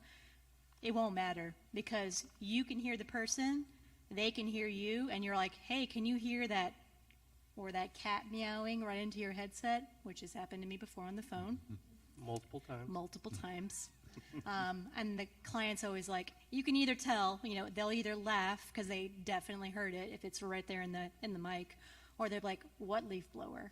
And you'd be like, oh, never mind. So. Yeah. Headset, definitely, especially one with noise cancellation. It definitely helps both through the quality of that you can hear everything they say and they can hear everything you say, which is also really important. And the noise cancellation has gotten so good, literally somebody can be running a vacuum cleaner in the same room and the person on the other end won't hear it. It's incredible. So if you'd like to see one, we've got one over there. but all of our staff use those, and they are wonderful. Let's see, what else do we have here? We talked about some of the biggest benefits that you have from working, or that employees have from working from home. For you two, what are, if it was on that list, great. If it's not, what's some of the perks that you really enjoy when you moved out of the office? Commute. Oh my goodness. That's right. I do not miss the commute. Yeah. I live in Durham and I work in Graham. You get the idea. So I do not miss that every day. You know, having to get up an entire hour early just to get to the office. Don't miss that. So that's nice. I agree. I live in Greensboro, so I have the same commute that she's talking about from the opposite direction. So that's nice. I like just the flexibility of, hey, I need to take a 5-minute break so I can go start the dishwasher or change the laundry or something like that. My wife actually works from home as well, so she works upstairs. I work downstairs, but we could have lunch together. Little things like that. Don't have to crate the dogs all the time if they want to chew things. So. Just have that flexibility really does make a huge difference for me. It does. And we've noticed as we've been hiring more and more people that's becoming a more common question too, is can I work from home? Because it's becoming the norm. If you're not doing it, now some of it it's kind of hard to do, like Jody here, Dennis, unless they come up with a nice robot that you can remote control, and I don't know who would trust that in their mouth. then I don't know how dentistry is ever going to be to that point, but there's a possibility accounting or some phase of his business might be able to do it. But there's some businesses it's just not going to work for, but there's a lot of them that it does. And it gives you also the ability to reach outside your geographic area to find people. I know of several people I'm part of a CEO group that one of the big problems that we talk about is staffing. And especially if you're up in Boston or Detroit or somewhere like that, it's just insane. Not only is the staffing bad, but the prices you have to pay people is just insanity. They will hire remote workers in Louisiana, in different states, to be able to take advantage of the lower wages, still get high quality people. They get the same output. It's a great business advantage. So just think outside the box. We're not constrained anymore like we used to be. So I'm out of questions. Unless you guys have any. Ethan, do you have any comments? It's getting closer to time to lunch, but I think we got a snack. Well, you did say lunch was important, didn't you? So we are good. And is it, and I apologize, I'm pretty sure you have an Snack agenda. time. Is it lunch now? Okay. Snack so time. we're ready. Snack. Agenda. Okay. Lunch. I'm sorry. It is only 10:30. Sorry about that. Well, in that case, we are ready to take a break. I've got a quick thing, and I do have notes on that. So we will be taking a 10-minute break. For all the folks that are online, we're going to be muted during this time, so everybody can grab coffee. We've got popcorn that has been donated by the Graham Cinema. Jody Wallace is our break time sponsor as well with Wallace Family Dentistry. The restrooms again at the back, also through these doors. The DeLorean is still here, and it doesn't look like it's pouring down rain, and it doesn't look like the trees are barely moving. So it might be a good time to get your picture taken if you haven't already. If you haven't visited Biff's Casino, go back there and cash in your casino tickets. And now is also an excellent opportunity to get you some more raffle prize tickets. Please go back in the corner there and give us some feedback so far on hopefully you've been enjoying everything. And that's about it. So 10 minutes, guys. Take a break. Hunter's got something to say. He just can't get his microphone to turn on. Here. Hey. All right, we're live. Hey, real quick, if y'all came in late, guys, if you did not get a name badge and see the DeLorean out at the very end, please do that, and they've got some other goodies down there for you. So that's all I got. Thanks.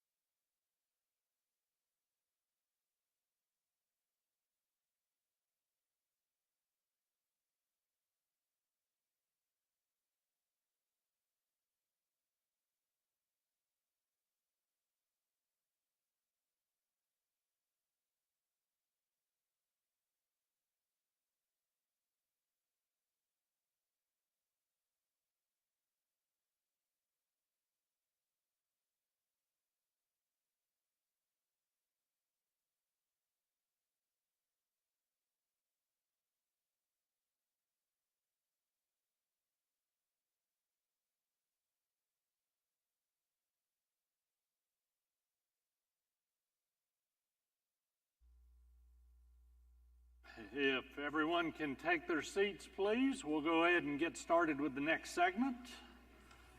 Hope everybody's enjoying it so far. I know I am.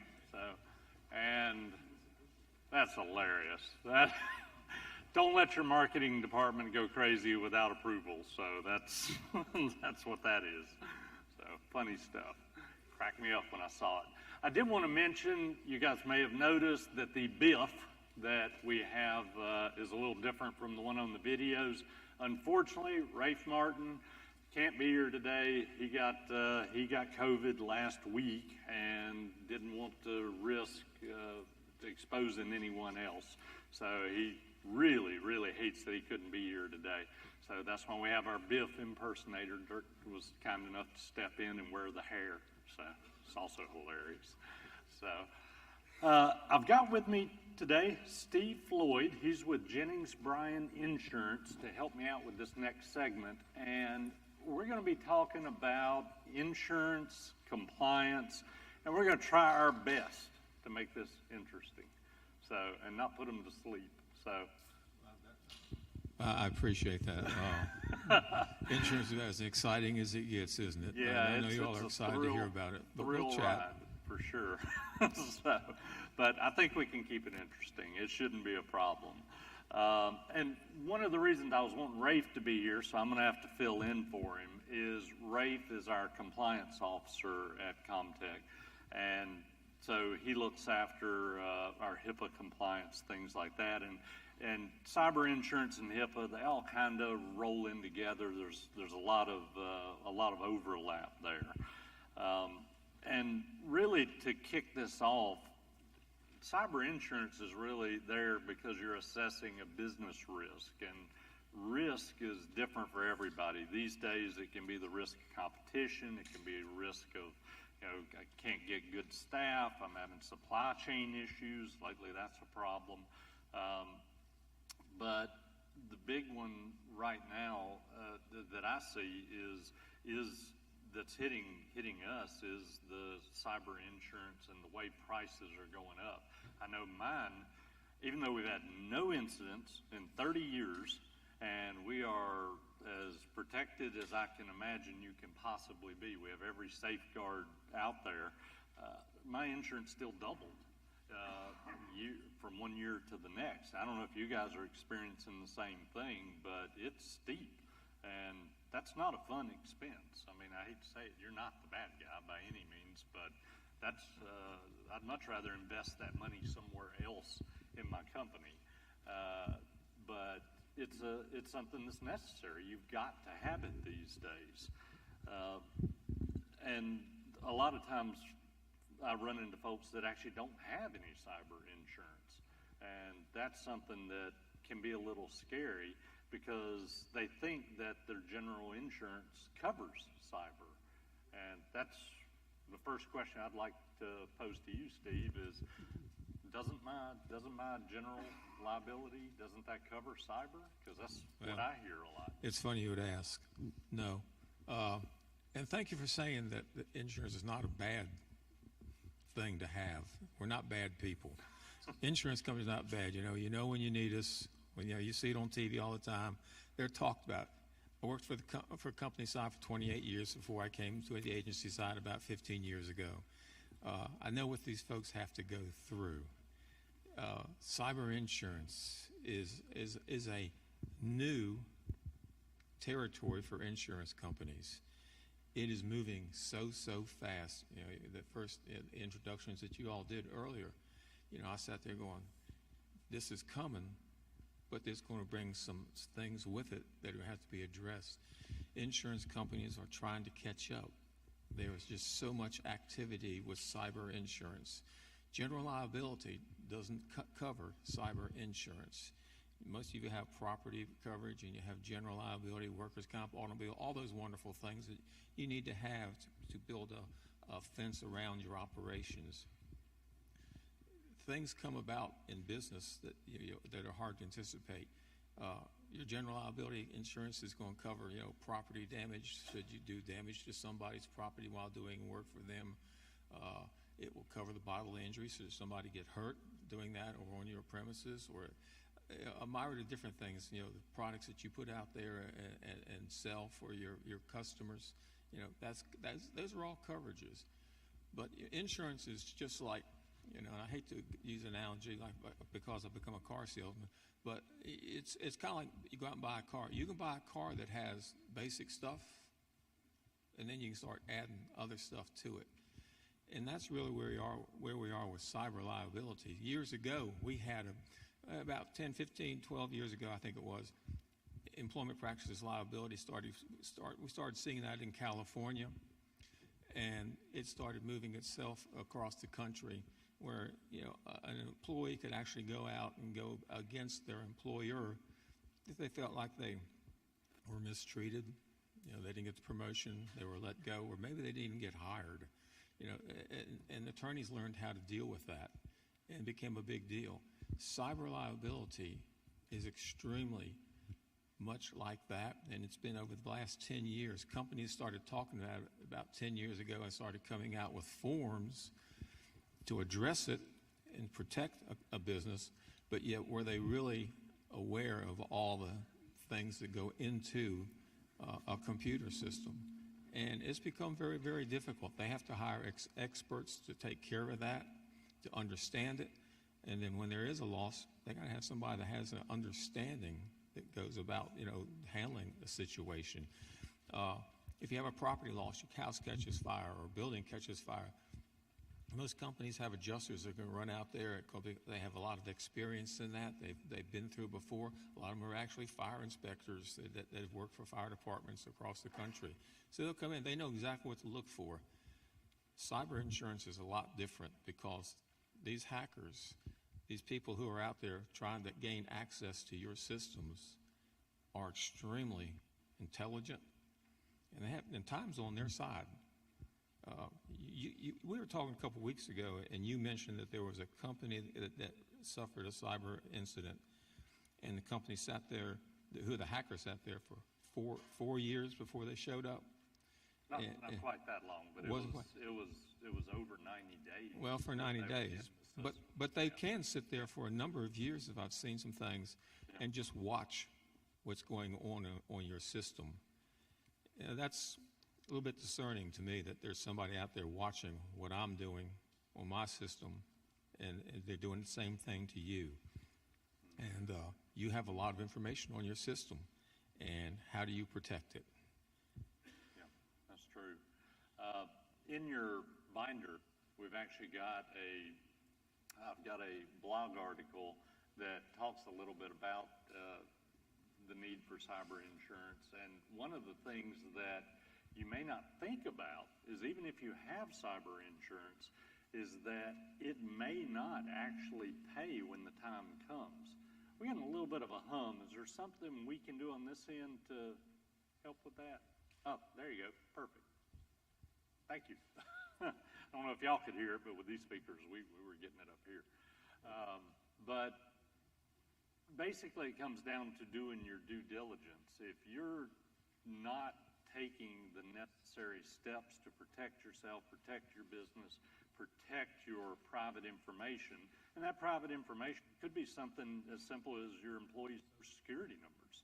If you're not doing those things, and then there's a chance that your insurance policy may not pay, I would assume. Absolutely. I mean, if you're a bank and you've got insurance, but you don't lock any of your doors and you leave the vault open, give me the address. Yeah, there you go.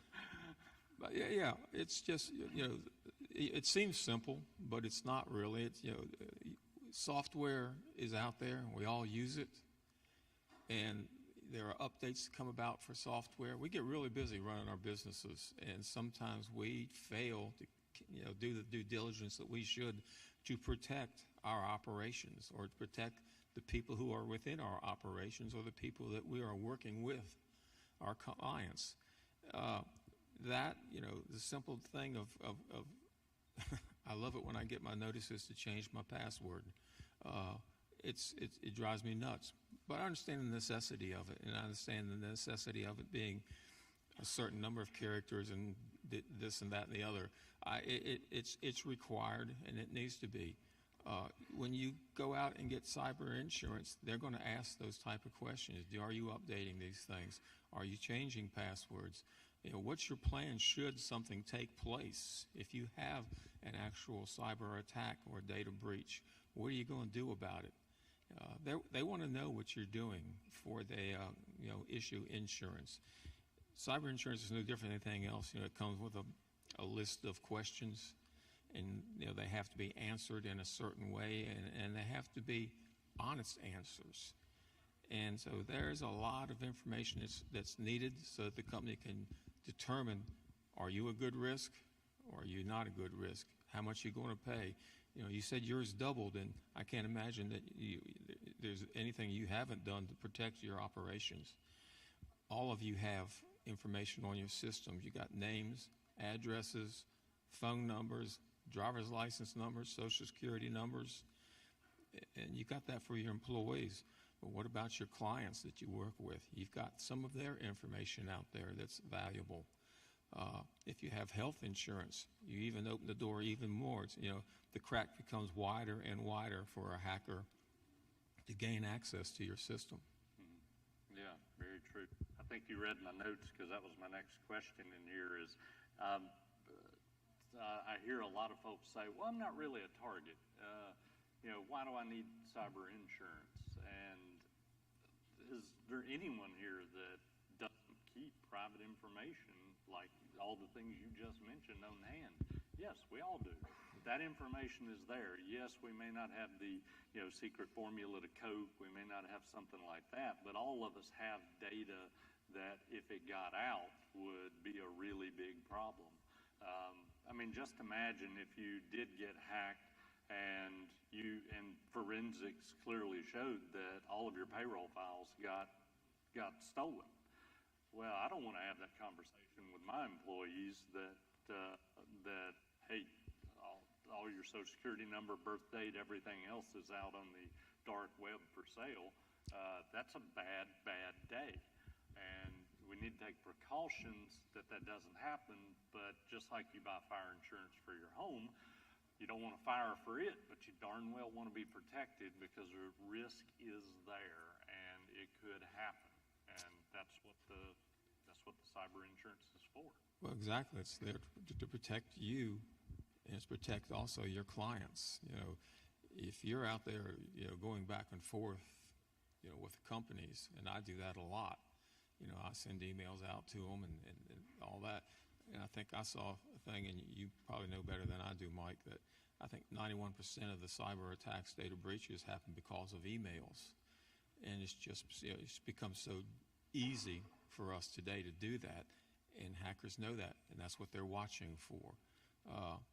We have a responsibility to the people that we do business with, that you do business with, that, if I send you something, it's clean. Should something go out from my system, I'm responsible for your system should it go down. Do you have insurance that's going to cover that? That's what CyberLiability can do. It's a third-party situation that it can be offered. And it's just, in cyber insurance, you can build it to do different things. And it's not always just hackers either, if you think about it. Not just hackers in penetrating your system is what I'm saying. It can also be things like phishing attacks. There's so many out there right now that are going on that are tricking your staff and your employees and sometimes the business owners into sending money that they shouldn't, or they're intercepting ACH transactions, numbers like that. So they may not have actually broken through your defenses, but your employees can give out information or transmit money that they shouldn't. And those are things, the term for it's business email compromise is one that's thrown around a lot. But I've seen lots of money lost through those types of things and put you out of business kind of money. There was one company that they were actually buying and it's a real example in Alamance County, that was actually buying a piece of heavy equipment. They were a contractor, and the conversation going back and forth between them and the seller of, I think it was a bulldozer, and it was going back and forth through email, and they agreed on the price. They said, okay, send us the ACH information. Everything was legit. They didn't know that their email had been hacked, and the hacker was watching it and actually changed the ACH number midstream of the communication. $330,000 wired to China. Banks don't cover that. You sent it willingly. They fulfilled your request. Don't think the banks are going to cover that. They're not responsible. No, your cyber liability is where you're going to find the coverage for that. I have a client has a very similar situation. He has a large internet profile, sells a lot of different equipment, and that's exactly what took place with them during that transaction. The numbers got switched, and their money went that way. Product didn't, it's there. It just didn't get paid for it. Mm-hmm. Yeah, you might get lucky and recover, but maybe. Yeah, there's no guarantees there.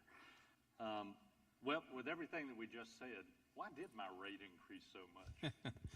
Well, I guess they just like you a lot.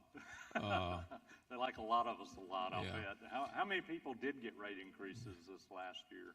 So yeah, a lot of hands. Yeah, it's a fast-moving exposure for companies. Like I said before, they're out there trying to figure out what's happened in the past, what might happen in the future.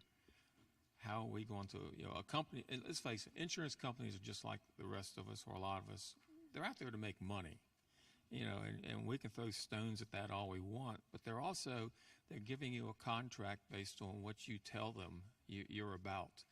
And so therefore they're going to try to figure out, how can I make money with this particular company or this particular type of risk? And so they run all those numbers. They look at, what are you bringing in revenue a year? What is, how many people do you do business with that might have a tipping point that cause an issue? What kind of deductible do you want? What kind of limits do you want? You can get limits, for $500,000 to $10 million. It depends on what you want. So all those things come into play, and the company will do the best it can. But it's looking towards the future. The company's got to make money. If it starts losing money, and they've had some issues, I think in 2020, attacks, ransomware attacks, I think went up 150%. That's a lot. The average cost is over $200,000. Yeah, it's over $200,000 for an incident to take place. So for, I say a small amount of money, for the companies that we insure and look at, I can think premiums, were like $700, based on $1 million worth of, revenue. Those were the days. $10 million, it goes up significantly. Depends on your deductible, like I said, and those type of things. But companies have to make a profit. And if there's a lot of incidents of cyber liability, which there are, because we see them each and every day, you hear them on the news, they're going to adjust pricing accordingly. The exposure is there. Yeah, and it's not just the ones on the news. We're in the midst of it, of course, because cybersecurity is our business, and we support hundreds of companies. We see it almost daily. It's amazing. So if you haven't been hit yet, it's just a matter of time. It's out there. They're everywhere, and as devious as you can imagine. And we're actually going to talk about that a little bit later. Is there anything we can do to help reduce our premiums, or to not be as big of a risk? Oh yeah, just go ahead and increase your deductible to something you can't afford. No. The only best way to do it is what we've talked about earlier, is your software. It has to be kept up to date.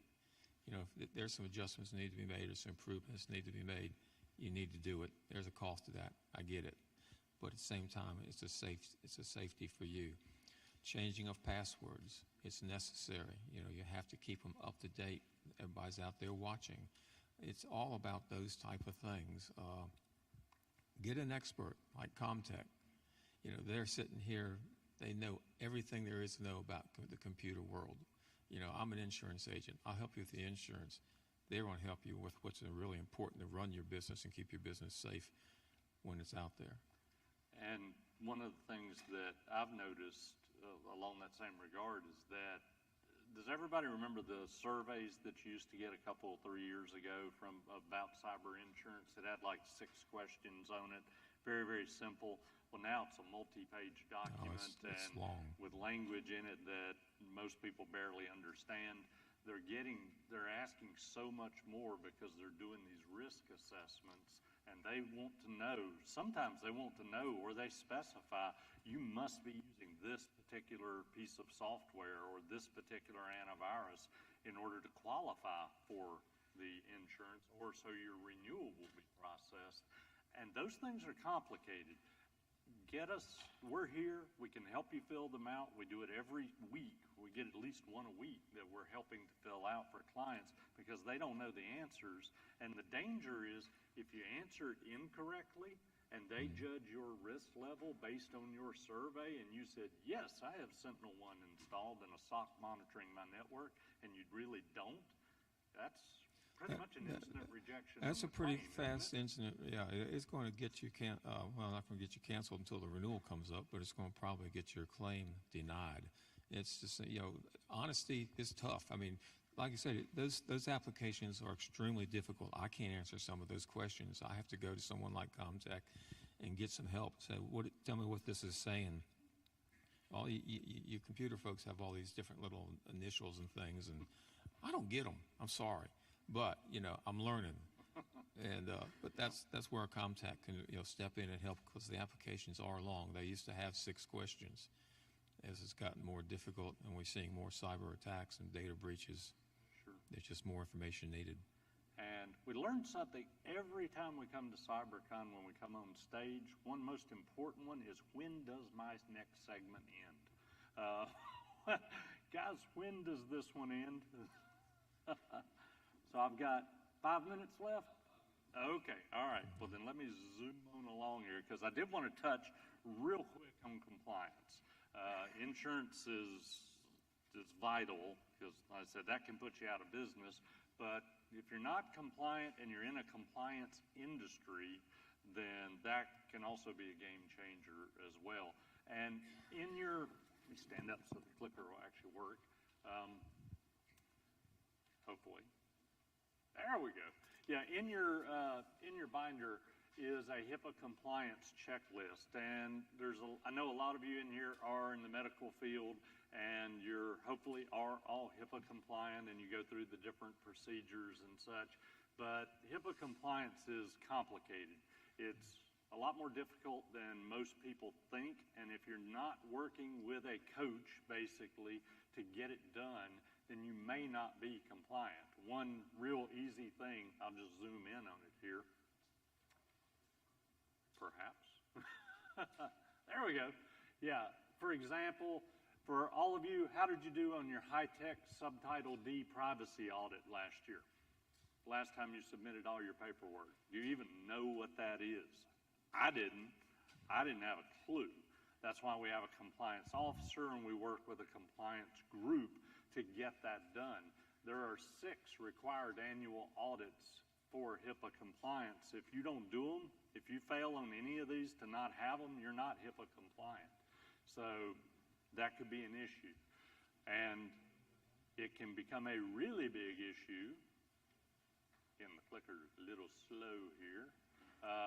If you don't keep those records for at least 6 years, that's one thing they're going to look at if you get hacked. And this is the HIPAA Wall of Shame that is actually a federal website, and you can go to it and you can take a look. I know this is an eye chart, so don't worry about trying to read it here, but I wanted to show you that that breaches, HIPAA problems are local, they are happening, and it's something we need to be aware of. The companies that are on here, I'm not pointing them out to say anything bad. This is public information. It's up on, they call it the Wall of Shame for a reason. But these companies were hacked, and these are companies that you know. There's Emerge Ortho. That's locally. I pulled it up for North Carolina and picked the local companies. This was last month, August 25th. 68,000 health records compromised at Emerge. There was 2 others on here. Again, the clicker seems to be a little slow. OE Enterprises, well-known company here in Alamance County. Theirs was a little smaller, it's 4,000 records in the spring. Here's a big one, Novant Health. 1.3 million records stolen last month. This is important stuff because these incidents also can come with fines. So you've got to make sure that your security is in place and your HIPAA compliance is in place and you're following all the rules, or you can get in some serious trouble. Per incident on these things, they range anywhere from $100 per incident, which isn't too bad, but it still hurts, to $50,000 per incident. So you can do the math. It's a lot of money, and you don't want to get caught up in that. Now, one thing I didn't ask you, and I'm blindsiding you, so I apologize, and I don't know the answer to this at all. If you do get hit with something like that, with a HIPAA fine, does cyber insurance cover HIPAA fines? To be honest with you, Mike, I'm not sure about if they'll cover HIPAA fine, but it will cover fines, yes. You can have that through your policy. They take care of that. But like anything else, there's a limit that'll be put out there. Okay. Sorry, didn't mean to blindside you with it, but it just occurred to me because I wasn't sure. So again, if you're in a HIPAA compliant industry and you're not sure in any way about this, contact us, let us know. That is one of the services that we offer. We partnered with the compliancy group, which takes care of that. And just as a side note, as we wrap this segment up, even if you're not in healthcare, the interesting thing is you might still be under HIPAA compliance and you don't know it. And that's the really scary part, is you think, well, that doesn't apply to me, and then you get a HIPAA fine. For example, and I am not the HIPAA guy, so that's one reason I want to rape up here, so please, I apologize if anything I say is incorrect, but as I understand it, if you are, for example, a CPA that does work for healthcare, you fall under HIPAA. So, and there's a lot of other categories as well that falls under it that you wouldn't think would fall under it. So you want to make sure you protect yourself and look into it. It doesn't cost anything to get a free analysis and just find out where you stand. Beats the heck out of ending up on this list and having fines and finding out the hard way. So let's see, I believe that is it. Another thing you learn a lot. Well, this is only our second year, so give us a break, is you will write down on here not only when your time ends, but what the next segment is. So, guys, what do we have up next? Hunter stepped out of the room for a second, so he's my director.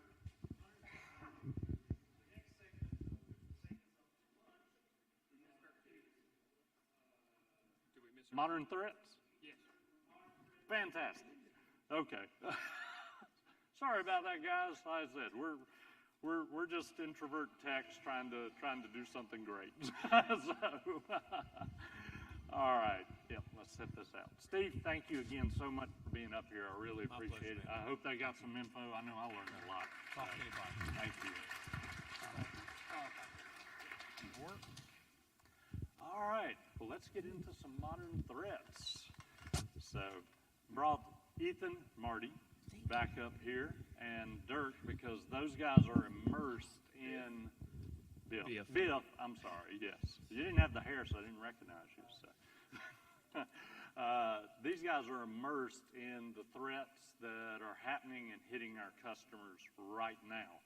And we wanted to show you some of the things that are going on, like I said, that are putting people on these lists, getting them fines and losing them money, and we don't want you to be one of them.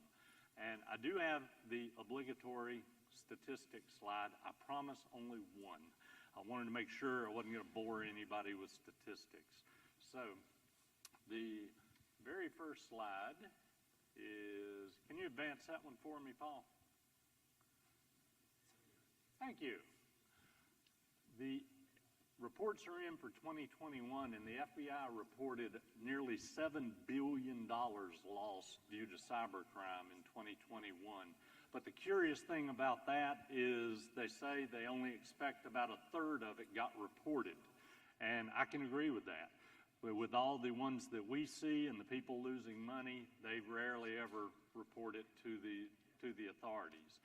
And right now, that's not a requirement at the moment. You're supposed to, and they encourage it, but it's not, unless you're in a financial or a regulated industry, it's not actually law in a lot of places. So that number, if you do the math, could very well be over $20 billion. Hanes makes shirts and clothing. In second quarter of this year, their revenue dropped 20% due to global supply chain disruption for 3 weeks because they had ransomware, and it took them down, and they couldn't get product. Cost them over $100 million. Locally, I mentioned earlier, the big one that we've seen was a $330,000 loss. We've seen $220,000. We've seen $50,000, and a whole smattering of other numbers all around there. Folks, a lot of times either transmitting money that to fake account or to bad accounts, or you just name it. There's just all sorts of different ways that you can get scammed these days. But the thing I wanted to mention there at the bottom is that you can actually be doing everything right. You've trained your people, you have all the safeguards in place, and you're doing everything that you can do to minimize your risk, and the software you use can actually defeat you. There's so many ways that the hackers can get in and create problems. Last year alone, over 20,000 software vulnerabilities were detected in all the software that we use. We all see all the Microsoft updates, and I'm not picking on anybody, but you see all the Microsoft updates. Mac has their updates. You have Adobe updates. All these are for a reason, and they have to be patched. If you don't have a patching program, if you don't have a way to keep up with all of this, then you're probably not getting the patches, and these security problems are posted. The hackers have a map. They have directions on how to hack you because these are posted known vulnerabilities, and all you've got to do is patch your software to fix it. So that's some of the things that we do for you. And I did mention Mac because sometimes Macs, although you could certainly consider them a bit more secure than the Windows machines because of the way they're locked down, but even they're not perfect. Last month, that article there is from last month, there was a security flaw that broke every security measure that a Mac had. So it happens to Macs too. The first one that I wanted to take a look at with modern threats is phishing, which it skipped ahead. Yeah, phishing and business compromise. This one we're going to go over really, really fast because this is one everybody's familiar with because we see so darn many of them. I may have to get you to advance each slide for me, Paul. I'm sorry. Can I see it? It worked great for my presentation. I have magic fingers. Maybe that'll work. I don't know. You got to turn it on. I'm just playing. I'm going to hurt you. You tell me when to advance. Let's see if I can make it work. All right. Maybe you can do it. Worked great in practice, too, of course. Always does. But this is an example of a standard phishing message that you or your staff might see, and I emphasize your staff because everyone in here knows all about cybersecurity. We're all careful, and we're all taking all the precautions that we can. But did Joe that we just hired 3 days ago that gets this message know that he shouldn't click on this? Is there anything there that would tell him don't click on this? No, there's not. It's got official-looking logos on it. Nothing's misspelled. He doesn't know if you work with EXP Logistics or not, so he's going to click on it. And you may ask, well, how did this get through my system to begin with? Well, the reason is because there's nothing threatening here. There's no attachments, there's no viruses, there's no malware, there's nothing there that would set off a filter and create a problem, or that would be a red flag to IT. So this flows right through the system, and the hackers know this. They're ingenious. And what it does, though, is when they click on it, it takes them out to a website, which is a legitimate website. It takes them to Dropbox, and they think, okay, I'm going to get my document. Well, there's where it goes sideways on you, because when you click to authenticate, they are intercepting your login, your password, because they're going to ask you, how do you want to log in? Do you want to use Office 365? Do you want to use Gmail? Do you want to use Facebook? Which login and password do you want to give me? And that's exactly what they're doing. And they're stealing credentials in that way. See if it works for you. It better not. All right. So you think, well, how do I stop this if it's going to flow right through my system? Well, I'll just train everybody. Okay. Don't click on phishing emails. Please don't. Just don't. Just say no. Don't do it.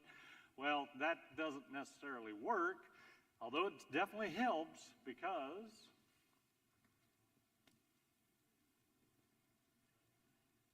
5% will still click on it after you just trained them and told them not to.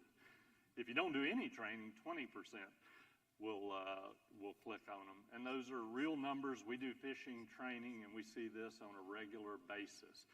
Look at the number of emails that come in every day, do the math. You are vulnerable. So that's why this is really important.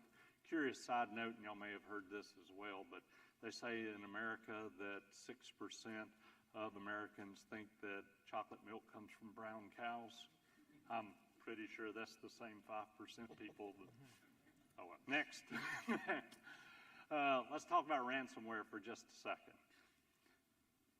Imagine that your day at work starts out, you're coming in, you get in a traffic jam, you're running late for work. You come in 15 minutes late, boss yells at you. You grab your coffee, sit down, it sloshes all over your desk. Like, what a day. Your wife just called, the car's making that noise again. It's warm in here. The air conditioning's probably out. I'm going to have to call the repair guy. And Sue just intercomed you and said, I can't get to my payroll files, and it's payroll day. You try to open it up, and all you see is this. You get a message that says, your files have been encrypted. You will need to pay us. It's just a business. After payment, we will send you our secret scanner decoder program, and if you don't pay us, you're going to lose time and data. So that's what ransomware looks like. And if you haven't seen it, it's not pretty, it's not fun, and it can be difficult to recover from. I know, and we're going to talk about an incident that happened just a couple of weeks ago, and it was about 3 weeks ago, and it took a customer down, totally could not operate for well over 2 weeks. They weren't one of our customers, but it's a bad situation. Ransomware is rampant. It is something that your cybersecurity insurance can definitely cover, but the pain of it is the worst part. The downtime, wondering if your data was stolen, all of that. Because I do hear folks sometimes say, oh, I got cyber insurance, I'm not worried about it. You're not operational for days. Even in a best case scenario, it usually takes days to recover and do all the damage control. I mean, I've got health insurance, but I don't want cancer. I've got cyber insurance, but I don't want ransomware. So there are preventative things you can do to stop it. And we're going to talk about that in a moment, too. But let's look at some creative attacks that we've seen recently. One of them, for example, is Tesla. A hacker offered $500,000 to any Tesla employee that would plug in a flash drive. And that's pretty That's a pretty large amount of money. The reason they want to do that is because they make flash drives now. These are really, really cool from a tech standpoint.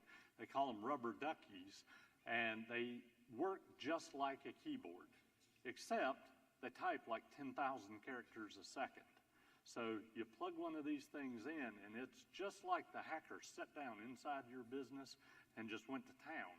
And they can do wonderful things like instantly create a Google Cloud account, attach to it, and upload all your documents in seconds. So someone could walk into Tesla while the receptionist is distracted, reach around, plug in a flash drive, 3 seconds later, pull it back out. She comes back with her coffee, mission accomplished. Not saying that that's going to happen to any of us, but it just gives you an idea of some of the modern ways that these guys are getting so crafty to steal data. And you wouldn't even have to physically go in and put it in there. I could just drop some flash drives out in your parking lot that says confidential. How many of your employees are going to plug it in just to see what's there? It can happen. We actually use those at the office for good, but we've programmed them to set up new machines because they can do it much faster than a person can. So when a new machine comes in, Paul can plug it in, and it does all the setup steps at 10,000 keystrokes a second and gets the job done. So we use it as an efficiency tool. Another one that we see is spoofed websites, which this one's pretty obvious, where Amazon.com got hit, or not got hit, but they're spoofed. They just put an extra in the website, and people were able to go to it. We're going to talk in just a second about how that can be used today as well to fool your people. The important thing that we really want you to think about during this segment is who or what is the target in your business. Because, as I mentioned before, you may not have, the secret to Coke or whatever, really, really confidential information is, industry secrets, that sort of thing. But think like a hacker. Think like a hacker for a moment. Sit back and think, how could I inflict pain on you? It may be stolen data. It may be encrypting all your files so you can't work. It could be lots of different things, and it's different for every business. But as a risk assessment, you need to step back and take a look at it these days, because the last thing you want to do is get blindsided by it and say, oh, I didn't realize that was a vulnerability. You want to try to identify those. So what you end up doing, basically, is you need to look at a few different things, like to stop these, because that's the whole point, is how do we stop this mess, is you have to look at people, process, and technology, in my opinion. One is people. Make sure you train them, although it's not perfect, as we saw, but I'd take a trained person that at least knows what a phishing email looks like over one that's coming in blind and doesn't have a clue. Make sure your processes are good. Examine them. Look where your attack points are. Where are you storing that data? Can everybody get to it? What is your vulnerable point? And then you can use technology to lock it all down. And we can help you with all of this. One of the big things, and that's what all the people at the Blue Table are doing, all of the people in the Blue Table have embraced what's called the zero trust strategy. It means if it's not allowed to run on my network, whether it be that USB drive or something someone just downloaded, then it's not going to run. It's not allowed. And it's going to lock the system down, and it's going to make sure that that system can't be infected. Is it 100% effective? Nothing is, but it's darn close, and it definitely takes you off the low-hanging fruit label. And the hackers hopefully will move on to someone that doesn't take security quite so seriously. And we do have some inserts in your book that will help give you some steps against protecting yourself from phishing and protecting yourself from ransomware if you don't already have all of our protections in place, because I know some of you are clients, some of you aren't, but this will give you some good action items that you can do. Our particular solution is called CyberArmor, so you've seen that, I'm sure, on all of our slides and materials. So that's our comprehensive plan that includes all of this. So next, we're going to move up to questions, but before we actually dive into the questions, I wanted to finally give these guys a chance to talk. Tell us about, Dirk, we had that ransomware incident with I said they weren't a customer at the time, but... they were almost a customer. Yeah. Tell us what happened there, because that was just a few weeks ago, and it was pretty nasty. It was. So they had just signed on with us, had their first call with Jennifer, our project manager extraordinaire, and arranged a meeting for Tuesday of the following week because they were really busy and said, oh, we can just do this next week. We'll start the onboarding process to CyberArmor next week. Monday, we get a call from them, and their life had ended. They had been infected with ransomware and had been basically brought to a screeching halt. So, of course, typically we look at, was it one of their employees that clicked on something? Did somebody bring in an infected machine, something like that? It actually was through no fault of their own. They had a partner that did their billing, and they had a static VPN set up between their partner's network and their network that gave them access to their servers so they could run reports and pull all the stuff that they needed to. So it turns out that their partner had actually been infected first. So it was somebody in that network that had clicked on the link or done whatever they had done, and then it traversed that VPN connection that's always on and infected their network. So it's not always an external threat that you have to look at. You have to look at internal processes and vulnerabilities as well as external, because you never know where that threat could come from. And as Mike mentioned, unfortunately, their former IT partner, or unfortunately for them, did not have very good backups in place. So we pretty much had to rebuild their servers from scratch. Fortunately, they had a little bit of their data that was backed up, but not much. But we had to rebuild their entire network from scratch, rejoin all their machines from multiple locations back to a brand new, fresh network because they just weren't prepared, unfortunately, at that point. There's a lot of damage control, and we don't enjoy it a bit, especially when it can be avoided. So absolutely. Ethan, you ran into a really interesting spoofing incident also a couple of weeks ago. I said, this stuff happens constantly. You may not see it on the news because small business doesn't make the news, but we see it all the time. And this one was really unique. I thought it was really crafty. Yeah, so as many clients as we have, we often, especially myself, that I email you guys directly. Sometimes I'll email you directly, so I don't email out of our system. So a lot of you have my direct email. Well, with as many clients as we have, if anyone gets phished and they get their email and they start sending out emails, I'm normally one of the ones that get them. So I received an email from a client of ours, and I immediately saw it's obviously fake because they were asking me for an RFP. And it just didn't make any sense. So I immediately forwarded over to our support team and said, hey, call these guys because I guarantee you they're phished. And come to find out, I said, well, so after I sent it, I said, let me look into it and let's just see if it's one of the smarter ones. So I click the link. It pulls me up a web page.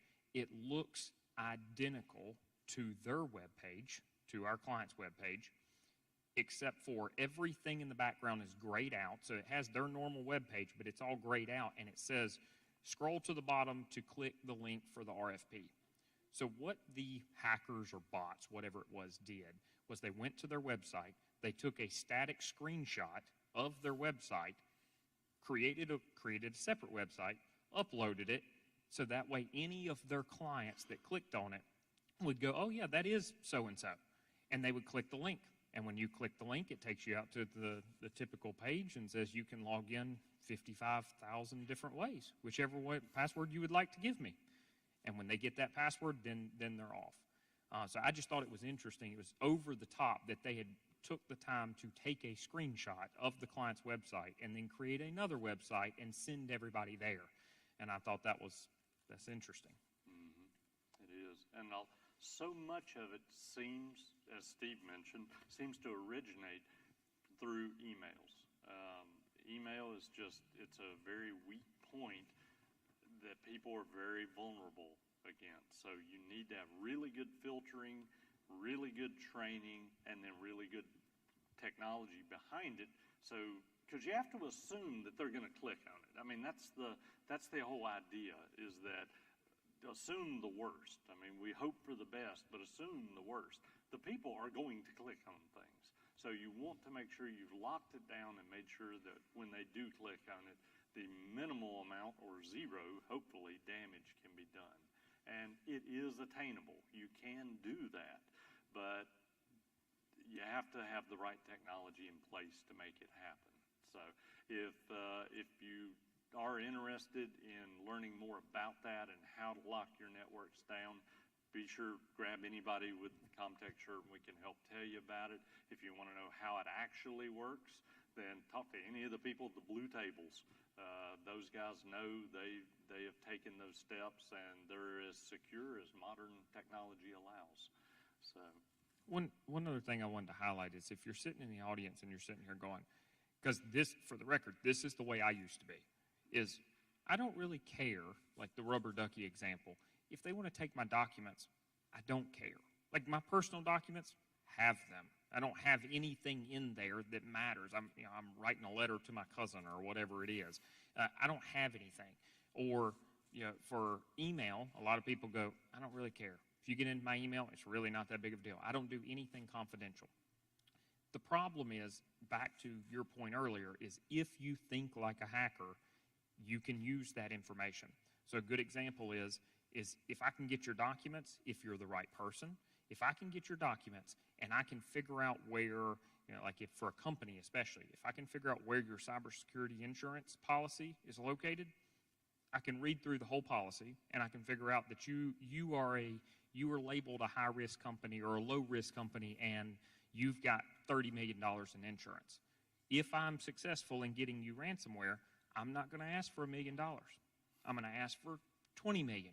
And then you're going to balk and say, I can't pay you that. And you go, well, you actually have $30 million in cybersecurity insurance. So that, yeah, I'm serious. They think this way. And then the passwords for email and such is if they can get into employees' accounts, they can figure out where payroll's coming from. They can figure out who do I need to email as an employee. I need to email, Donna. She's the one that does payroll. I need to email out of that employee's account to Donna and ask her to change my direct deposit because I now want to change banks. If Donna doesn't know any different and they're inside your email, she now just routed the employee's paycheck over to somewhere else. So it's simple things like that if you think in that manner, it's just a big difference. Because for me, I didn't used to be that way. I used to say, if you really want my pictures and my documents, I don't care. But it can be used against you. Yeah, that's a very, very good point. And we all know business is tough enough as it is. You mix that stuff in with it, it's a bad day. It's a bad day. So, do we have any questions from the audience? Any modern threats, anything you guys have run into, any questions at all? So, yes, we got one right over here, Garrett.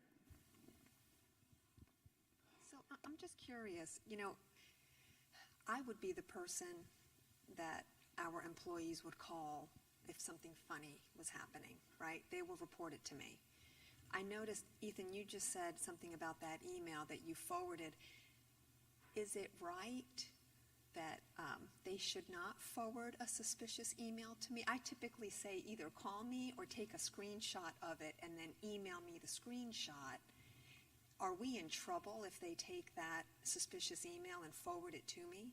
So if you're in the same office, then it's not going to hurt to simply pick up the phone, share your screen or whatever, and say, hey, I think this is a suspicious email. It's okay if they forward it as long as they put some verbiage there saying that.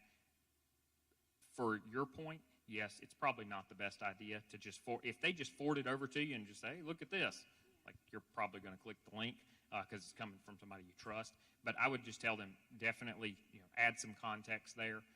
And then for what I was talking about, when I say I forward it to my team, anytime we get emails like that or I get emails, I just immediately forward it to support at Comtech and say, guys, they got fished. I mean, I'll put in there, I say, guys, they got fished. We need to give them a call immediately. Because the problem is when that phishing happens, if I'm getting it, that most likely means that our client, all of their clients are getting the same email.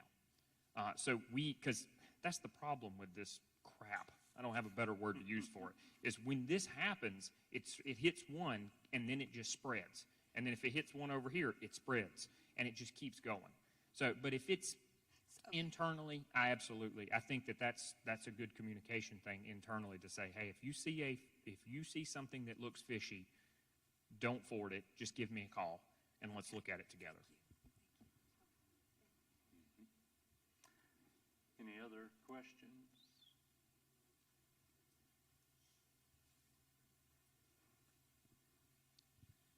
None? No, no others. I'm trying. Yeah. Trying to think if there's anything else that would be. Do you have any other questions on there? Just a little bit ahead of time. Well, I've got one thing I'll mention because I evidently can't stop talking here. But one thing I'll mention is I have seen a big increase in scam or spam type text messaging. I've seen a huge increase in that. So definitely make sure your employees know that the CEO is never going to text you and ask you to buy gift cards. Things like that. I mean, we all laugh about it because we are like, who would do that? I'll tell you exactly who would do that. A new employee that comes on board. We had Garrett over there. He came on board at the beginning of this year. Within 24 hours of his picture and name being uploaded to our website, his email hadn't been created but for 24 hours. We upload his picture, we upload his name. We do not upload his actual email address. We just upload his name. Within 24 hours, he was receiving an email from Mike asking him to go buy gift cards. And where that relates to texting is a lot of times these guys will send an email and say, hey, it's urgent, and obviously it's coming from Mike. If you hover over the email address, you can clearly see it's not coming from Mike. But it's like sexytime@gmail or something. But if you... That's his backup. Yeah. Okay. Maybe that's his personal. All right. But if you... Yeah. If the employee responds back, a lot of times the first thing they'll do is try to get them off of that corporate email. They'll go, hey, I'm really busy. I'm not looking at my Outlook much. Can you text me? The new employee's like, sure. CEO's asking me to text him. Cool. Text them. Or they'll say, hey, I need you to do something really quick for me. Can you give me a text? It's, that sort of thing. And they start texting them. And you're texting a hacker, that sort of thing. And then they say, can you go to Target and buy 43 gift cards and scratch them off and send me a picture and, that sort of thing. And, again, it sounds crazy, but for a new team member, a lot of times they don't ask questions. We actually had that happen. Yeah. I'm embarrassed to say in a way that happened. We had a brand new marketing employee, and her first week on the job, that exact same thing happened. And she went out and bought $200 worth of gift cards and thought she was texting with me. I'd never given her my cell number, so she didn't know. She got an email, and she hadn't been trained yet in how to detect phishing, even though it clearly said it was from a Gmail address and not a contact. She didn't know, so she thought she was conversing with me the whole time, and she was using her personal credit card to go around and buy gift cards and then sending pictures of the gift cards via text to the hacker so they could cash the gift cards out. So it happens, even us. So you got to be vigilant on this, trying to keep up with it. Speaking of the email, though, is there anything that we can do to help people so they at least know that the email came from the outside instead of from the inside? You want to answer that? Oh, goodness. Okay. Well, obviously, you can write policies. I mean, you can put things in place that has a banner that clearly says this is an external email, that sort of thing. That sort of thing's basic.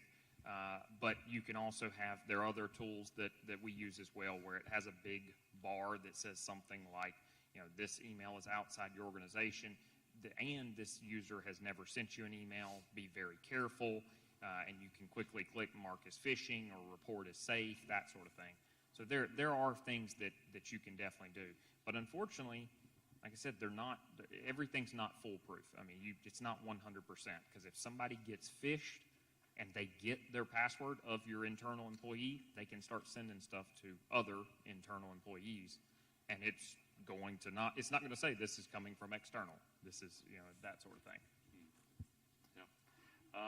We do offer some advanced security features also for email. The ones you just mentioned are really good because they're right there and the recipient can see it.